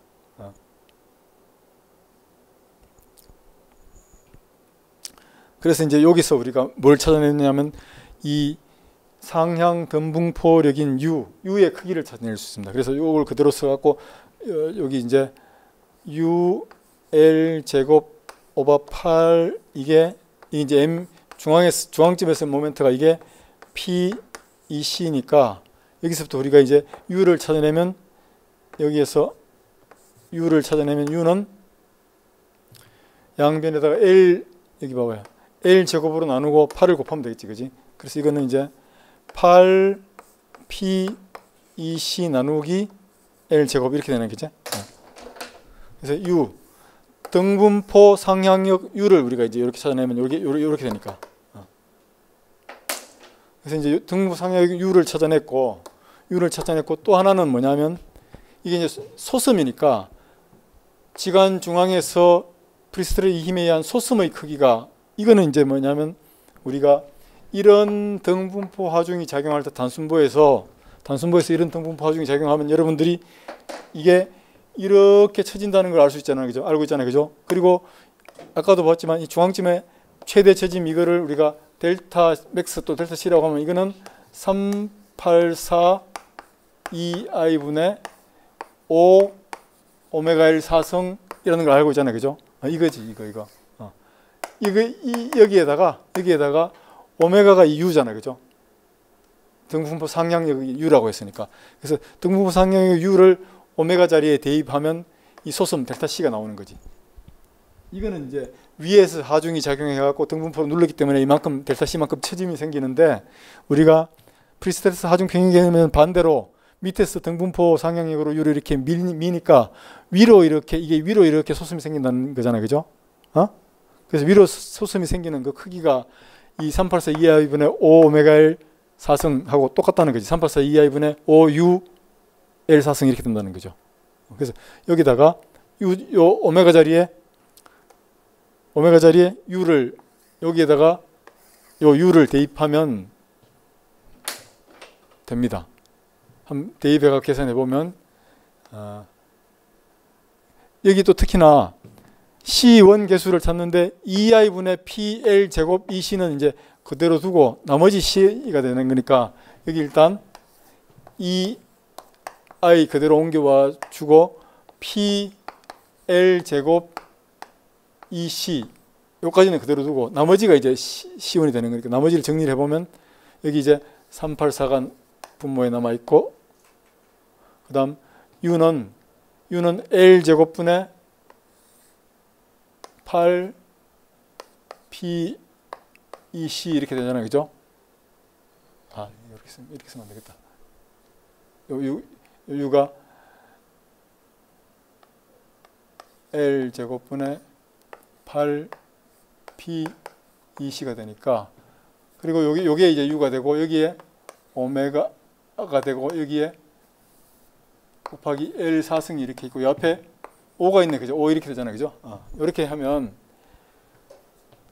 그래서 이제 L 제곱이 남았는 게 요 L 4승하고 밑에 L 제곱을 약분하면 요게 L 제곱만 남고 이 P하고 EC는 그대로 P하고 EC로 내려오니까 이렇게 내려오고 그럼 요거 8하고 5가 남았네, 그죠? 8하고 5를 곱하면 5, 8에 40이 되고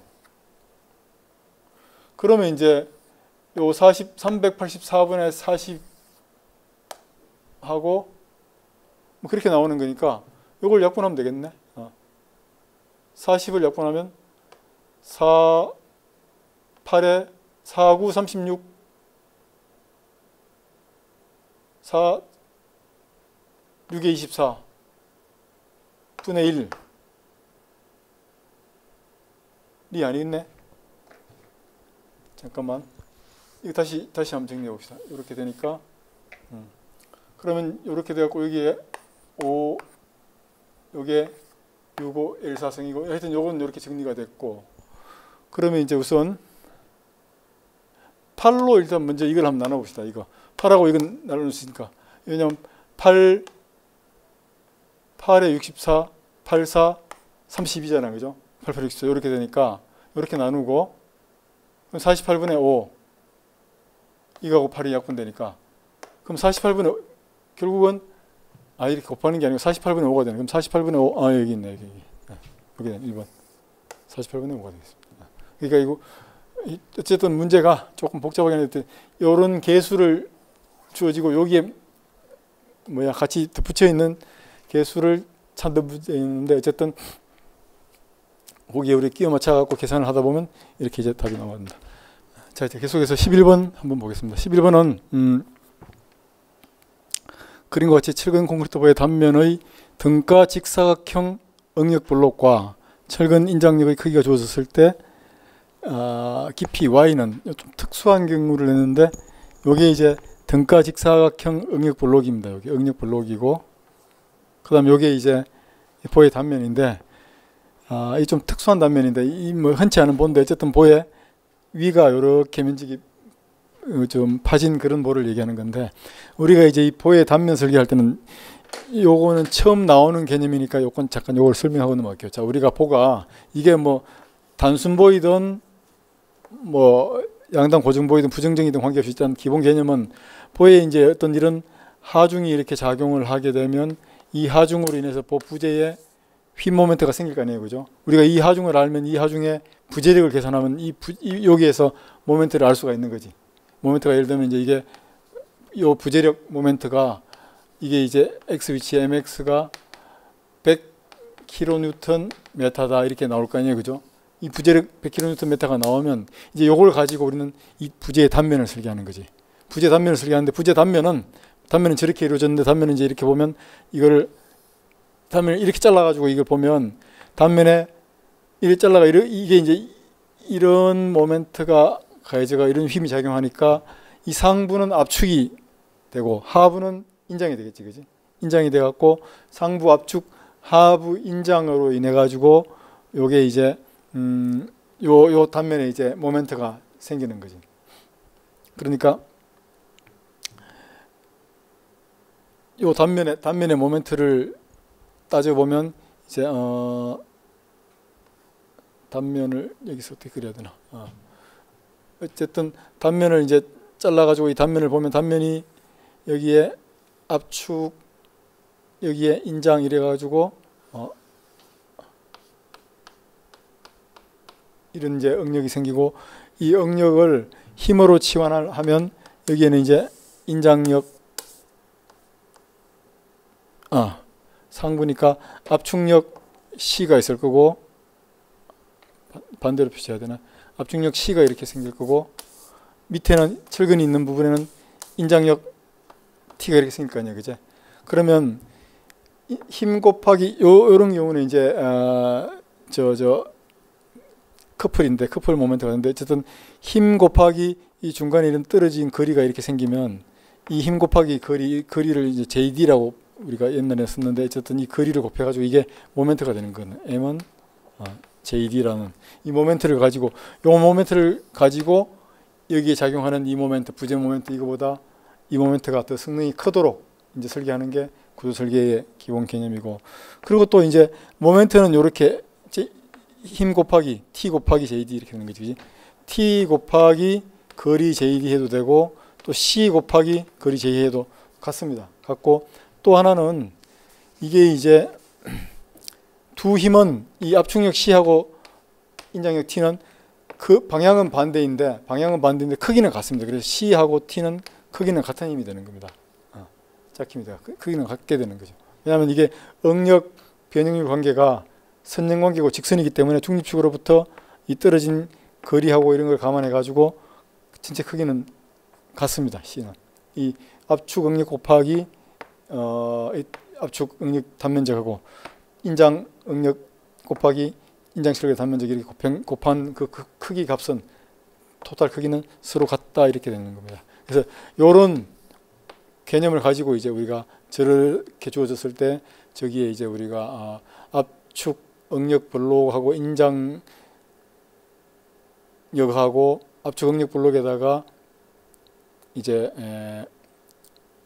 응력 곱하기 단면적을 하면 압축력 C가 되니까 이 C를 구하면 인장력 T는 ASFI니까 그걸 가지고 두 개가 같다고 놓으면, 그러니까 보통 C는 이렇게 되는 거예요. C는 뭐 여기 이제 앞에 알파도 되고 이타도 되고, 여기다가 콘크리트의 강도가 FCK인데 0.85 FCK가 되고, 여기에다가 여기 이제 면적인데 이게 이제 뭐 베타 C도 되고 BC도 되고 뭐 또 뭐 A 곱하기 뭐 어떻게 해도 되고 이렇게 되는데, 여기 이제 면적입니다.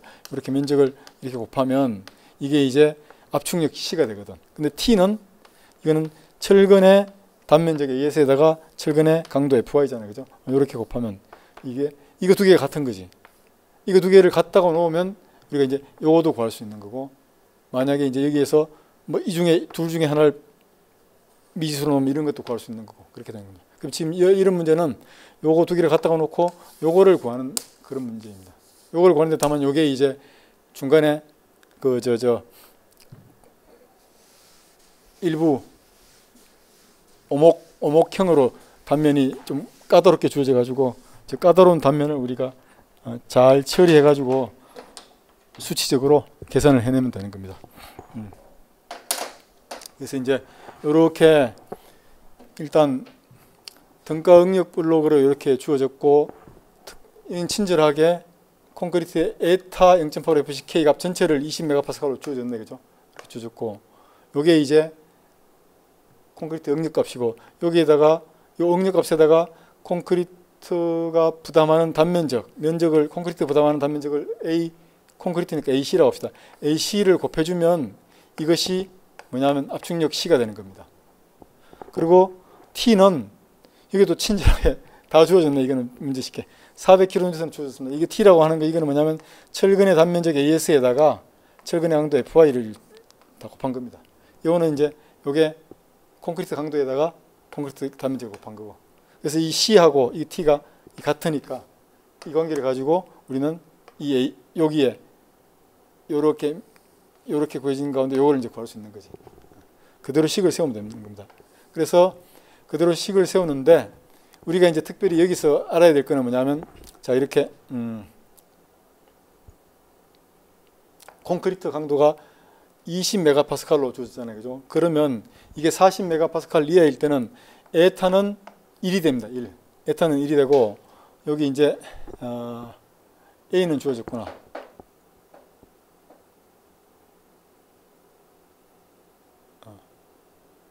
그렇지. 이제 에타는 1이 되고 A는 주어졌으니까 우리가 이제 요 A는 직사각형 응력블록의 폭이 되니까 요 폭이 이제 여기에 압축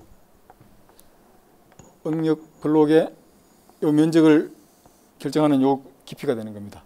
그래서 요 깊이가 우리가 이제 요게 이제 콘크리트 압축을 받는 전체 단면적인데, 여기서 이제 구하라고 하는 것은 요렇게 중간에 요만큼 보이드가 됐는데, 그때 요 보이드 된 요 부분의 깊이, 요 y를 이제 구하라는 거지. 요 깊이 y.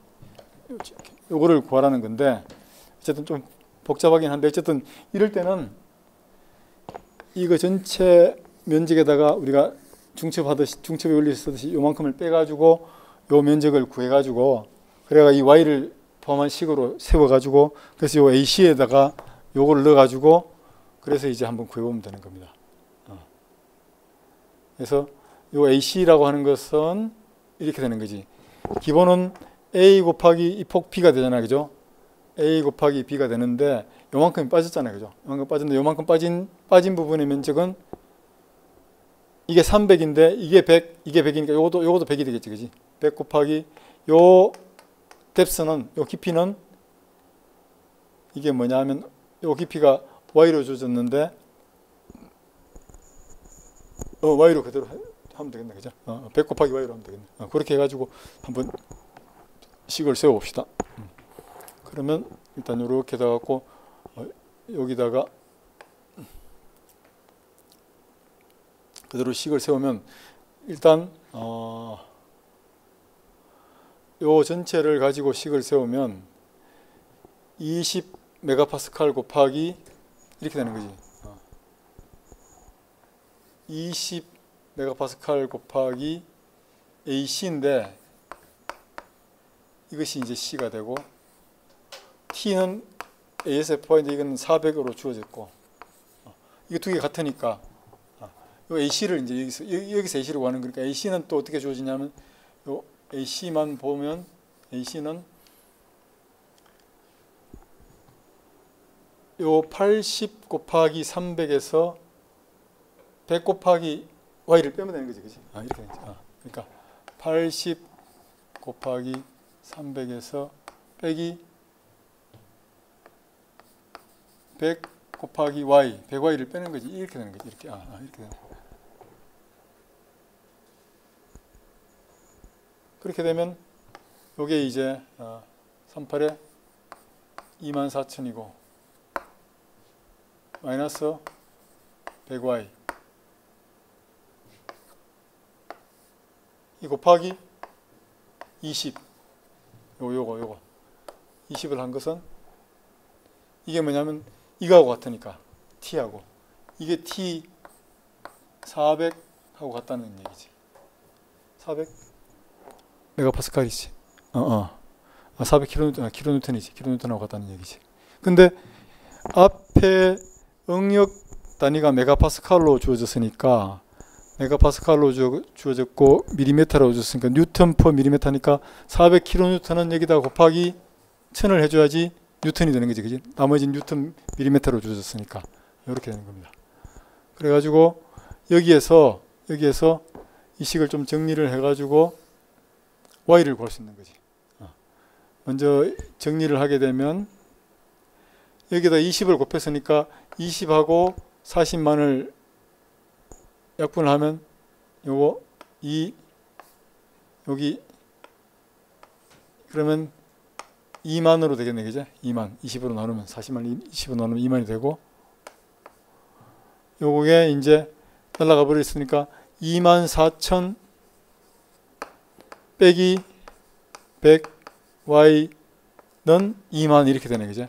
그러니까 100y는 이게 이쪽으로 넘어가면 100y를 이쪽으로 넘어가면 아니다. 그냥 해야겠다. 그래서 마이너스 100y는 마이너스 24,000에다가 2만을 빼니까 마이너스 4,000이 되네, 그죠? 마이너스 4,000. 그러니까 요 식을 단순하게 정리한 거야. 그래서 마이너스 100y가 마이너스 4,000이 되니까 뭐 100y는 4,000이 되니까 y는 40이 되네, 그죠? 40. 이렇게 주어졌습니다. 뭐 식은 이게 식을 요런 개념으로 식을 세우기만 하면 계산은 사실 좀 뭐 단순한 게 내가 조금 계산을 너저리하게 써서 그런데 계산은 뭐 그렇게 어려운 건 아니에요. 간단하게 계산할 수 있는 그런 문제입니다. 개념을 알게 되면 그 다음 이제 이번에 또 이거는 이제 우리가 프리스트레스드 콘크리트도 콘크리트 설계 콘크리트 구조 기준 가운데 프리스트레스드 콘크리트에 대한 기준도 나와 있고 내가 지금 그거를 교재로 정리하고 있는 중인데 제일 첫 페이지에 나오는 내용 가운데 그러니까 프리스트레스드 콘크리트 구조 기준에 제일 앞쪽에 나와 있는 내용 가운데 있는 게 바로 요겁니다. 요 개념인데 이건 뭐냐면 이제 이게 프리스트레스를 가한 인장 구역에서 이제 사용 하중에 의해서 인장 응력 FT가 가해질 때 이것을 등급을 비균열 등급, 부분균열 등급, 완전균열 등급으로 이제 나누어 가지고 이 각각 등급에 해당되는 인장 연단의 인장 응력 FT를 이제 제한을 하고 있습니다. 근데 이제 FT라는 게 쉽게 말하면 프리스트레스 콘크리트의 이제 그 인장력하고 비슷한 그런 개념입니다. 왜냐하면 우리 이게 FT지. 이게 이제 여기 나오는 FT가 0.63 루트 FCK 이하라고 할 때 0.63은 이거는 콘크리트의 인장 강도인 파괴 계수에서 나온 거거든요. 0.63 루트 FCK라고 하는 거 이것은 파괴 계수 FR이 이제 이렇게 주어지니까 파괴 계수는 콘크리트 인장 강도지. 콘크리트 인장 강도 이렇게 주어지니까 결국은 콘크리트 인장 강도의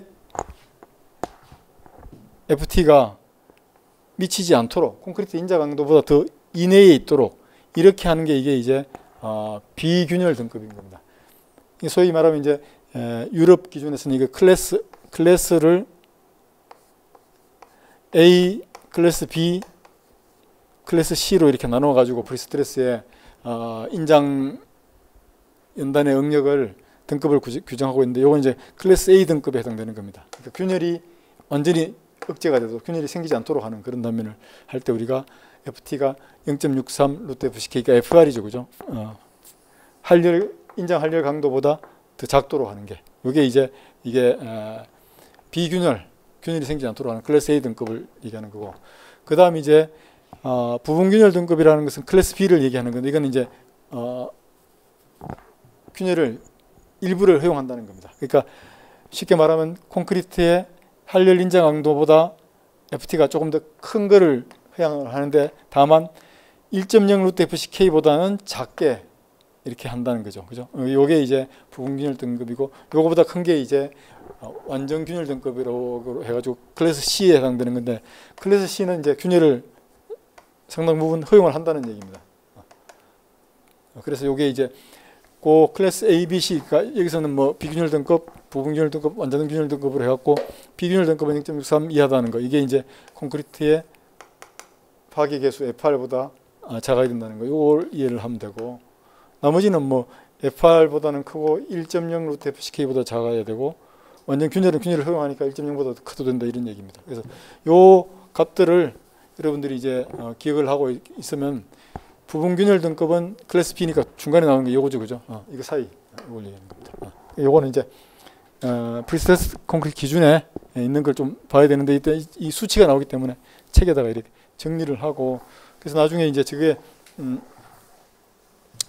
수치로 혹시 문제가 나왔을 때도 여러분들이 헷갈리지 않도록 좀 정리를 해놓고, 다만 이제 FT가 콘크리트의 FR이죠. 그죠? FR 0.63 루트 FC. 물론 여기 람다가 들어가면은 FCK 이거보다 작으면 이거는 이제 균열을 완전히 방지하는 클래스 A 비균열 등급이다라고 하는 거. 요건 괜히 요 0.63이라는 게 여기서 나온 겁니다. 콘크리트의 한열 인장 강도. 여기 콘크리트 인장 강도거든. 그래서 요걸 기억해 두면 될 것 같습니다. 그 다음 이제 역시 프리스트레스 교량. 이거는 이제 교량하고 프리스트레스가 같이 관련된 그런 이제 내용인데, 이 프리스트레스 콘크리트 기준에 나오는 내용이고, 릴렉세이션은 릴렉스 이완되는 거잖아요. 그죠? 강제가 이렇게 당겨놨는데 당겨놨는 거를 당겨놨는 힘이 느슨하게 늘어진다는 거거든. 이완된다는 거. 릴렉세이션. 당연히 릴렉세이션은 작아야 되는 거지. 이거는 뭐 볼 것도 없는 거고 아주 상식적인 얘기고. 그다음 또 역시 PS 강제, 그러니까 철근이나 PS 강제 같은 이런 그 강제는 당연히 연신율이 큰 게 무조건 좋습니다. 그래서 연신율이 커야지 이게 연성을 확보할 수 있는 거거든요. 연신율이라는 게 결국은 그 단면에 늘어나는 능력이거든. 늘어나는 능력. 어떤 힘을 가했을 때. 그러니까 신율이 커야 됩니다. 그래야 충분히 연성을 가지고 있기 때문에 이게 당연한 얘기고. 이 1번, 2번은 당연지사고. 그다음 이제 3번, 4번 두 개가 이거 역시 이제 요 기준에 나와 있는 수치가 나와 있는 값인데, 이것도 내가 정리를 하고 있는데 35, 30인데 프리텐션 부재가 35입니다. 더 큽니다.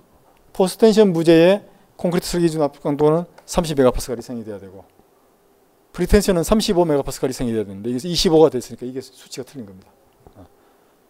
왜 그러냐 보면, 프리텐션은 강제를 긴장하고 당겨 놓은 상태에서 지금 콘크리트 치는 거잖아요. 그죠? 그래 놓기 때문에 설계 강도가 조금 더 높은 게, 이제 만들어 가지고 다 굳어진 뒤에 당기는 것보다 이게 좀 더 높는 게 맞지 않느냐. 하여튼 그래서 그런 걸로 우리가 개념적으로 이해를 하면 될 것 같습니다. 그래서 이건 뭐 설계 기준에 나와 있는 값 가운데 특별히 수치가 제시되어 있는 거니까 여러분들 기억하셔야 되고, 그다음 또 이 문제가 아까하고 비슷한 건데, 어쨌든 지금까지 대체적으로 우리가 이렇게 휨 설계 이론에 대한 어떤 값을 묻거나 이런 문제가 나올 때는 이게 이제 어떤 직사각형 보에 여기 이제 철근이 있고 여기 이제 콘크리트의 등가 단면적을 가지고 우리가 이렇게 따졌는데, 이번에 희한하게 이런 삼각형이 하나 나오고, 아까 여기 이제 이렇게 오목한 비정형 단면이 이런 게 두 개 나왔습니다. 하여튼 이런 것들을 되게 즐겨하는 그 문제 선정인 것 같아요. 어쨌든 이것도 개념은 똑같습니다. 여기 또 역시 한번 보면 이런 단면에서 철근양 AS, 여기서 이제 AS를 묻는 거거든요. 역시 이것도 이제 주어진 거는 등가 직사각형 응력 블록을 고려한다는 말은, 여기 이제 콘크리트 압축 응력이 여기에 0.85 FCK인데 여기 2타 이렇게 되고, 여기 이제 요 크기가 베타 1C 이렇게 된 요 응력 블록을 얘기한다는 얘기입니다. 그럼 여기는 철근은 여기에 여기 이제 T가 있고 ASF가 있고, 이래갖고 여기 이제 A는 등가 직사각형 블록 깊이 당연한 거고, 콘크리트 설계 집중 압축 FCK가 20, FCK가 20MPa이고 철근의 FY가 400MPa이기 때문에 우리는 여기에서 에타는 1이고 베타 1은 0.8이라는 거, 요거 이제 나오는 건데, 우리가 지난 시간에 수업한 거죠. 그죠? 요렇게 요건 그대로 알고 있으면 이거 그대로 이제 적용하면 되는 겁니다. 그래서 여기서도 역시 콘크리트의 압축 응력이 2타에 0.85 FCK 하고 여기에다가 면적, 요 면적을 곱하면 이것은 철근의 인장력 T하고 똑같아야 되는데, T는 이거는 AS, FY 이렇게 되잖아요. 그죠? 근데 이제 우리가 FY는 아는데 이 AS를 구하라는 얘기잖아요. 그죠? 그러니까 똑같이 이제 이건 다 알고, 면적도 우리가 이제 뭐 저기서 보면 알 수 있는 거지. 그지? 면적을 아는데, 보면 자, 여기 이제 C가 주어졌고 A가 있는데, A는 베타1 C니까 우리가 당연히 요 조건에서는 베타1이 0.8이라고 하니까 C가 400이면 A는 0.8 곱하기 C니까 48에 320이라는 걸 우리가 알 수 있잖아요. 그죠? 320이라는 걸 알 수 있고, 그 다음에 이제 그러면 삼각형의 면적을 우리가 구할 수 있는 거지. 삼각형의 면적을 구할 수 있는데, 삼각형 면적을 구하려면 밑변의 크기를 알아야 되는데, 밑변의 크기를 알려면 삼각형 전체의 비례 관계를 이용하면 되겠지. 그지? 삼각형 비례 관계를 보면, 자, 뭐가 있냐면, 이 큰 삼각형의 밑변이 400이고, 큰 삼각형의 높이가 800이니까, 이 삼각형은 밑변 대 높이의 비가 1대 2의 관계네. 그죠? 1대 2의 관계니까, 그걸 가지고, 그러면, 요게 A, 높이가 A면, 요 밑변은 2분의 A겠네. 그죠? 그러니까 높이가 1대 2가 되니까, 여기 320이면 밑변은 160이 되겠네. 그죠? 160. 이렇게 해가지고 알 수가 있는 거지. 이 관계. 이 길이 대, 이 길이는 이 길이 대, 이 길이. 비리식. 우리가 처음에 수학 공부했듯이. 그렇게 해갖고 여기 이제 면적을 우리가 구할 수 있잖아요. 그죠? 그 면적은 밑변 곱하기 높이 나누기 2니까 이제 160, 그대로 면적을 구해보면 이제 일단 밀리미터 단위로 하면 160 곱하기 320 나누기 2, 이게 이제 삼각형의 면적이 되잖아요. 그죠? 면적이. 그리고 여기 FCK가 20 메가파스칼이고, 그러니까 메가파스칼로 나왔고, 철근의 강도도 메가파스칼로 나왔으니까 이제 우리는 다 뉴턴 밀리미터로 바꾸면 쉽게 계산할 수 있겠죠. 그죠? 요게 이제 우리가 여기 400 메가파스칼로 주어졌고, FCK도 메가파스칼이니까 우리 이제 밀리미터로 고쳐갖고 이렇게 하면, 길이는 다 밀리미터니까 이렇게 계산하는 거지. 2턴은 아까 얘기했듯이 1이라고 얘기했고, 이렇게 되는 겁니다. 그러면 이제 요걸 계산하면, 요거를 약분하면 여기 80이 되고, 80 곱하기 320이 이제 면적이 되네. 그러면 80을 하면 28에 16, 38에 24, 25,600이 되네. 그죠? 25,600이 25,600의 밀리미터 제곱이 이제 면적이 되는 겁니다. 그 다음 0.85 FCK. 자, 내가 지난번에 0.85 나오면 항상 1.7을 기억하라고 했잖아요. 그죠? 여기 20이니까 요거는 17이 되겠지. 17. 1.7에 1 빼니까 17이 되고.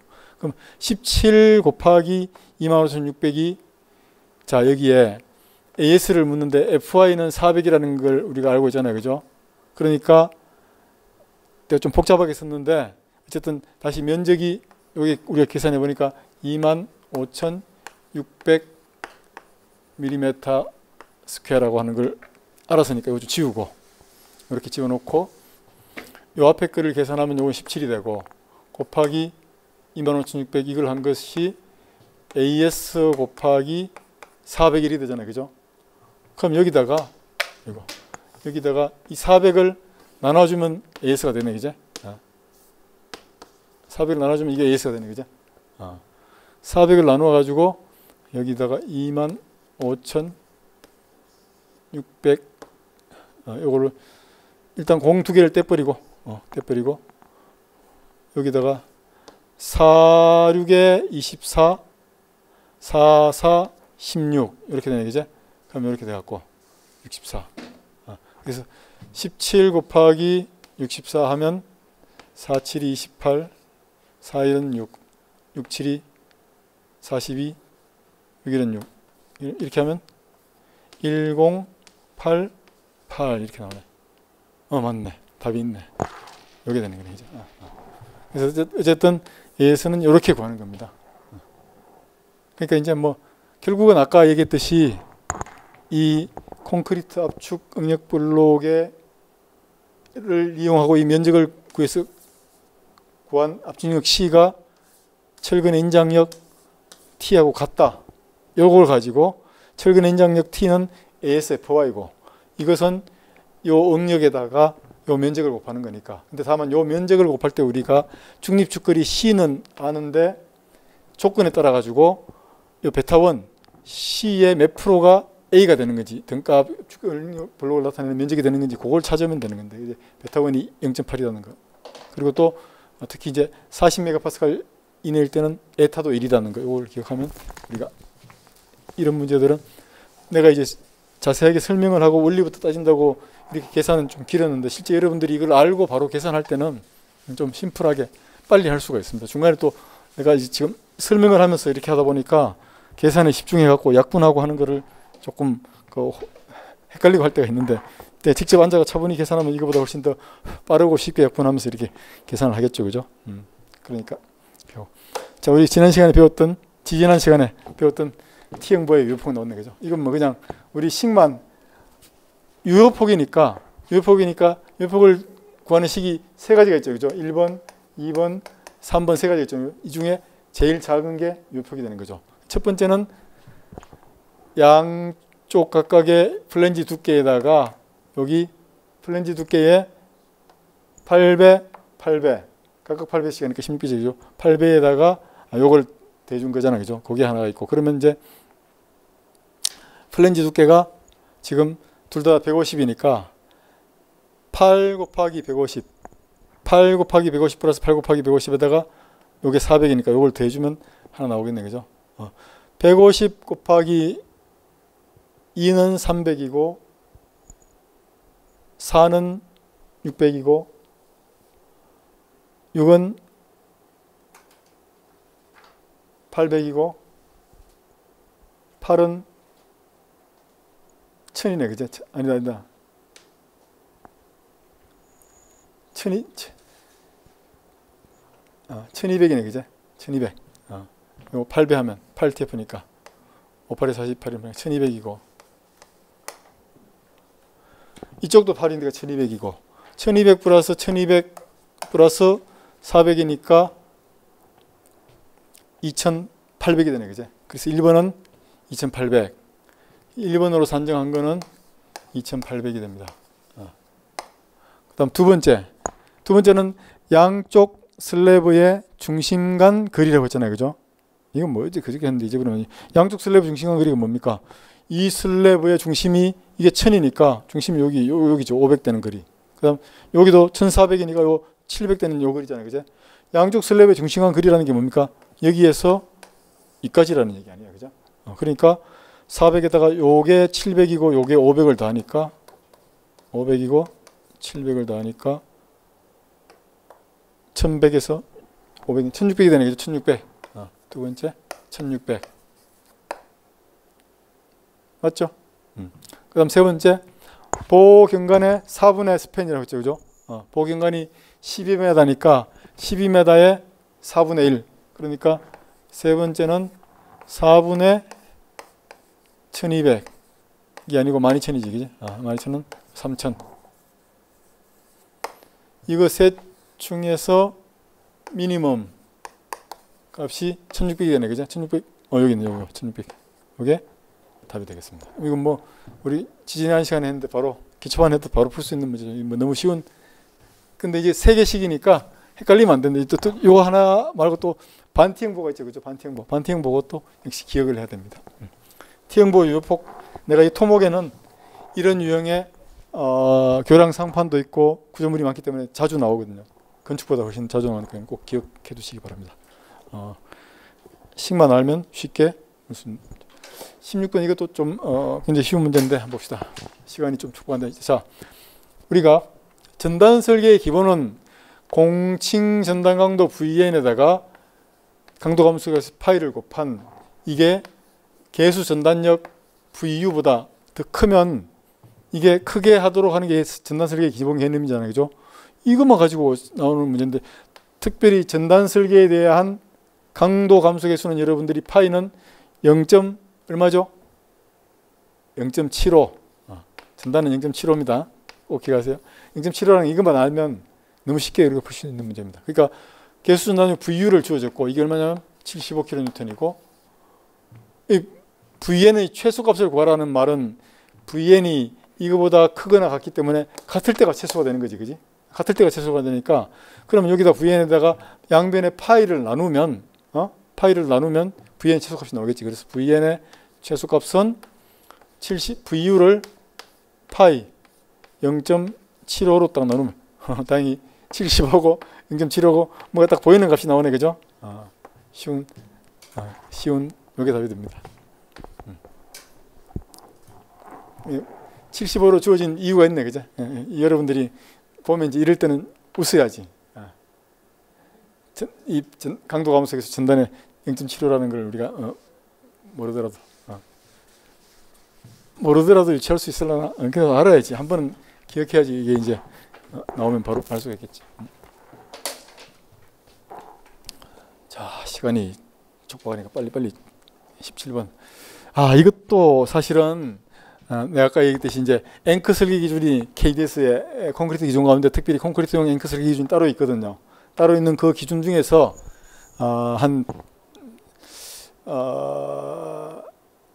그다음 용어 설명하고 기호 설명 나오고 그 다음부터 시작되는 설계 일반에서 한 두 번째 장 정도에 나오는 값들이 바로 이게 이제 연성 강제 요소의 강도에 지배되는 앵커의 인장력 설계 시, 전단력 설계 시 등등이 하고 강도 감소 요소가 쭉 나옵니다. 쭉 나오는데 그거는 이제 이때 연성 강제 요소의 강도에 지배되는 앵커의 인장력 대한 설계 강도 감소 요소는 0.75입니다.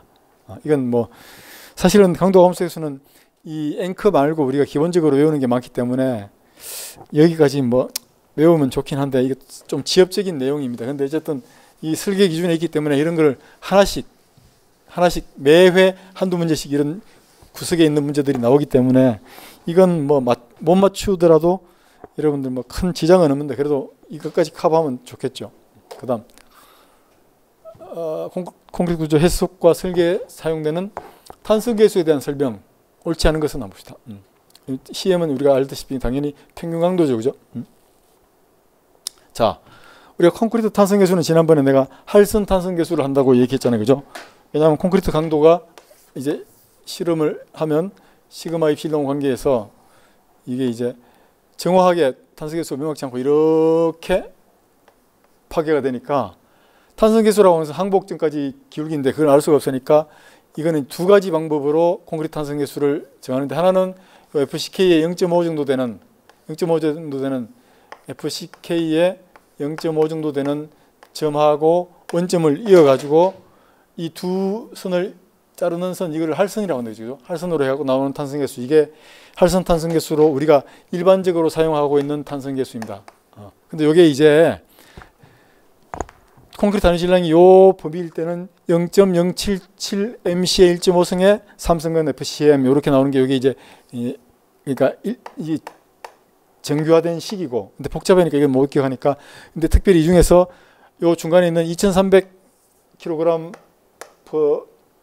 볼륨으로 나오는 이 보통 중량 콘크리트거든요. 일반 보통 중량 콘크리트일 때는 골재 콘크리트 때는 이게 8500 3성근 FCM 이렇게 한다고 지난번에 얘기했잖아요, 그죠? 그리고 저 FCM은 FCK에다가 4, 5, 6 이렇게 이제 대준다고 했죠, 그죠? 델타 F를 대주는데 이게 이제 이게 둘 다 맞습니다. 이거 맞는 말이고 이것도 맞는 말이고, 뭐 이 그대로 이 기준에 나와 있는 그런 말이고. 그다음 세 번째, 그다음 철근의 탄성계수는 여기 마지막에 나오는 ES는 20만 메가파스칼 이것도 맞습니다. 철근은 20만 메가파스칼을 그러니까 ES라고 했고 ES는 20만 메가파스칼을 일반적으로 쓰고 있습니다. 그 다음 세 번째가 크리프 변형을 계산할 때 사용한 탄성계수는 콘크리트의 할선 탄성계수와 동일하게 사용한다. 이거는 아닌 게 내가 지난번에 탄성계수 두 가지 가운데 하나가 이와 같이 할선 탄성계수고 하나가 뭐라고 했죠? 여기 시작할 때 초기 접선 탄성계수가 이렇게 초기 접선을 가지고 끊는 이거를 이니셜이라고 ECI라고 쓰는데 이거를 초기 접선 말 그대로 초기 접선 탄성계수라고 합니다. 초기 접선 탄성계수라고 얘기하는데 이것은 할선 탄성계수보다 더 크게 큽니다. 그래서 보통 이거는 ECI는 할선 탄성계수의 1.18배 18% 정도 더 크는 거죠, 그죠? ECI 이렇게 되는 겁니다. 그리고 이제 이 초기 접선 탄성계수 ECI는 이건 주로 어디에 사용하냐면 콘크리트 크리프를 평가할 때 주로 초기 접선 할선이 아니고 초기 접선 탄성계수 ECI를 사용합니다. 그러니까 여기에서 보면 세 번째 크리퍼 변형을 계산할 때 탄성계수는 할선 탄성계수와 동일하게 사용한다. 이게 아니고 그거는 초기 접선 탄성계수 ECI 값을 사용하고 ECI 값은 EC의 1.18배 정도 된다는 거. 이걸 이제 알고 있느냐를 묻는 문제인데 어쨌든 그게 틀린 문제가 되고 그렇습니다. ECI하고 EC 두 가지로 구분되고 그것은 그런 차이가 있고 ECI 초기 접선 탄성계수가 할선 그 탄성계수보다는 그 좀 더 큰데 크리퍼 평가할 때 주로 사용한다는 거고. 그 다음 이제 정착 이염 설계 기준에서 철근 이염에 대한 설명. 이것도 이염 정착 설계 기준에 보면 말들이 그대로 설명이 나와 있는데 첫 번째 보면 이염은 가능한 한 최대 인장 응력이 발생하는 점에서 이염을 하면 안 되겠죠, 그죠? 인장 응력이 가장 큰 데서는 하면 안 되고 여기서부터 가급적이면 멀리 떨어진 곳에 이염을 두는 게 이건 상식적으로 맞는 겁니다. 인장이 큰데 이염을 하다 보면 그 이염이 파괴될 수가 있으니까. 그다음 또 철근의 굽힘이 시작되는 부위에서 용접 이염을 시작할 수 있다. 이건 좀 안 되는 겁니다. 이건 안 되는 건데 나머지 다 하고 나서 설명할게요. 그다음 용접 이염은 용접용 철근을 사용해야 한다. 당연히 용접용 철근을 사용해야 하고. 그다음 기계적 이염은 철근의 설계 기준 항복 강도의 125% 이상을 발휘할 수 있는 거예요. 이게 이제 두 가지가 있습니다. 하나는 기계적 이염이 있고 이거는 이제 일반 이염하고 좀 다르게 어떤 기계적인 장치를 사용하는 겁니다. 그런 기계적 이염이나 또는 가스 압점, 용접 유사한 가스 압접으로 또는 용접으로 이렇게 다른 방법으로 이염하는 거 이렇게 다른 방법으로 이염했을 때 이때 이 이염부의 설계 강도는 우리가 FI가 있을 때 FI의 125% 이상이 되도록 해줘야지 이게 이염부로 성능을 갖는다라고 하는 겁니다. 그래서 25%를 FI 25%를 더 보는 거죠. 이런 다른 장치를 가지고 할 때는 이건 꼭 기억해야 되는 겁니다. 어쨌든 FI의 기계적 이염, 지금 가스 압접, 용접 이런 것들은 125%인데 자 그러면 두 번째 철근의 굽힘이 시작되는 부위에서 용접 이염을 시작할 수 있다라고 했는데 이건 잘못된 겁니다. 이건 뭐냐면 자 철근은 우리가 이거 이제 기본 이론을 알아야 되는데 철근은 이제 이렇게 직선으로 이렇게 이제 생산돼 가지고 나오는데 이거를 한번 이렇게 휘어서 이렇게 가공을 하면 이렇게 휘어서 가공을 해갖고 이렇게 딱 휘인 상태로 두는 게 이걸 소성 가공이라고 하거든요. 그럼 이건 소성 변형이 생기는 겁니다. 소성 변형이 생기면 철근이 이렇게 이제 휘어진 굽힌 이 점에 소성 변형이 생겼기 때문에 철근의 물성이 변했거든요. 변해갖고 이런 점은 용접을 하면 안 됩니다. 이거는 왜냐하면 용접성이 떨어지기 때문에. 그래서 용접은 항상 이렇게 굽힘 변형이 있으면 굽힘이 시작되는 부위죠. 여기서부터 철근 지름에 지름은 철근 지름을 dB라고 하는데 dB의 1배, 2배, dB의 2dB 이상 떨어진 여기에서 시작을 해야 됩니다. 용접은. 그래서 이 기준에 이렇게 나와 있는 거거든요. 그 기준 이론도 이렇고. 그래서 굽힘이 시작된 부위에서 용접 이염은 할 수 없습니다. 하면 안 됩니다. 굽힘이 시작된 부위에서는 항상 소성 변형이 생기기 때문에 여기는 재료가 취승적으로 바뀌기 때문에 이건 하면 안 되는 거니까 이건 그렇게 여러분 기억하고 자 이제 대망의 마지막 문제. 자 마지막 문제는 이제 옹벽의 구조 상세에 대한 설명인데 이것도 역시 구조 설계 기준에 옹벽 파트에 나와 있는 설계 기준 요거입니다. 요거에 대해서 이제 이 설명하는 건데 뭐 상당히 좀 지엽적인 문제이긴 합니다. 이건 이제 뭐 여러분들이 대다수가 이제 뭐 틀릴 수도 있는데 어쨌든 보통 보면 이제 기출 쭉 분석을 하다 보면 옹벽에 대해서는 옹벽의 이제 안정, 전도나 미끄러짐 이런 거에 대한 안정에 대해서 이제 주로 시험에 많이 나오는데 이 구조 상세에 대한 거는 상당히 좀 지엽적이긴 한데 그래도 이제 기준에 나와 있는 거니까 한번 보면 일단 활동에 대한 효과적인 제한을 하기 위해서 재판에 활동 방지벽을 적용하는 경우에는 재판과 일체로 설치해야 한다 이렇게 기준에 나와 있는 겁니다. 그대로면 기준 문자. 그다음 또 신축이염이라는 것도 익스펜션 조인트라고 이게 이제 콘크리트가 길어지면 이게 이 수축으로 인한 이 근조수축 균열 이런 게 생기기 때문에 중간에 의도적으로 이렇게 잘라가지고 거기에 이제 패킹을 도왔고 이염을 해가지고 그렇게 신축을 할 수 있도록 하는 게 신축이염인데 그거 이제 중력식 옹벽인데는 10m 이하 간격으로 하고 캔틸레버나 부백식 옹벽에는 15 내지 20m 간격으로 설치한다고 또 기준이 이대로 나와 있는 겁니다. 그대로 나왔고 그다음 세 번째 그다음 이제 세 번째가 이게 기준에 보면 틀린 건데 뒷부백식 옹벽에서는 전면부가 기초 슬래브에 의해 부백에 전달되는 응력을 지지하기 위해 필요한 철근을 부백에 배근하고 또 전면맥과 기초 슬래브에는 인장 철근의 20% 배력 철근은 인장 철근의 20% 미만이라는 건 이거는 말이 좀 이상한 겁니다. 왜냐하면 우리가 철근을 규정해 두는데 이거 자체 그냥 여러분들이 모르더라도 이것만 딱 읽어보면 이거는 잘못됐다는 걸 여러분 파악할 수 있어야 됩니다. 왜냐하면 철근을 한번 봅시다. 인장 철근이 예를 들면 뭐 이게 10가닥인데 20% 미만이라고 하잖아요. 그죠? 20% 미만이라는 것은 하나가 될 수도 있고 두 개가 될 수도 있고 0이 될 수도 있잖아요. 그죠? 이런 규정이 있을 수가 있나? 적어도 몇 개 이상은 배력 철근을 둬야 되는데 이게 맞지, 그지? 20% 미만이라고 하면 이거는 말이 좀 이상한 거지, 그지? 철근을 배관하는데. 그래서 이게 틀린 겁니다. 20% 이상 되는 적어도 10개, 인장 철근 10개면 2개 이상은 배력 철근을 둬야 한다. 이게 이제 틀린 말입니다. 그리고 부백식 옹벽에는 수평 방향 철근량이 많으므로 수축이 임원 설치 않아도 줬다. 이건 맞는 말입니다. 예. 하여튼 이렇게 이제 이건 옹벽에 대한 구조설계 기준에 나와 있는 상세 내용을 설명으로 두 번째 시간 여기까지 하고 마치도록 하겠습니다. 자, 수고하셨습니다.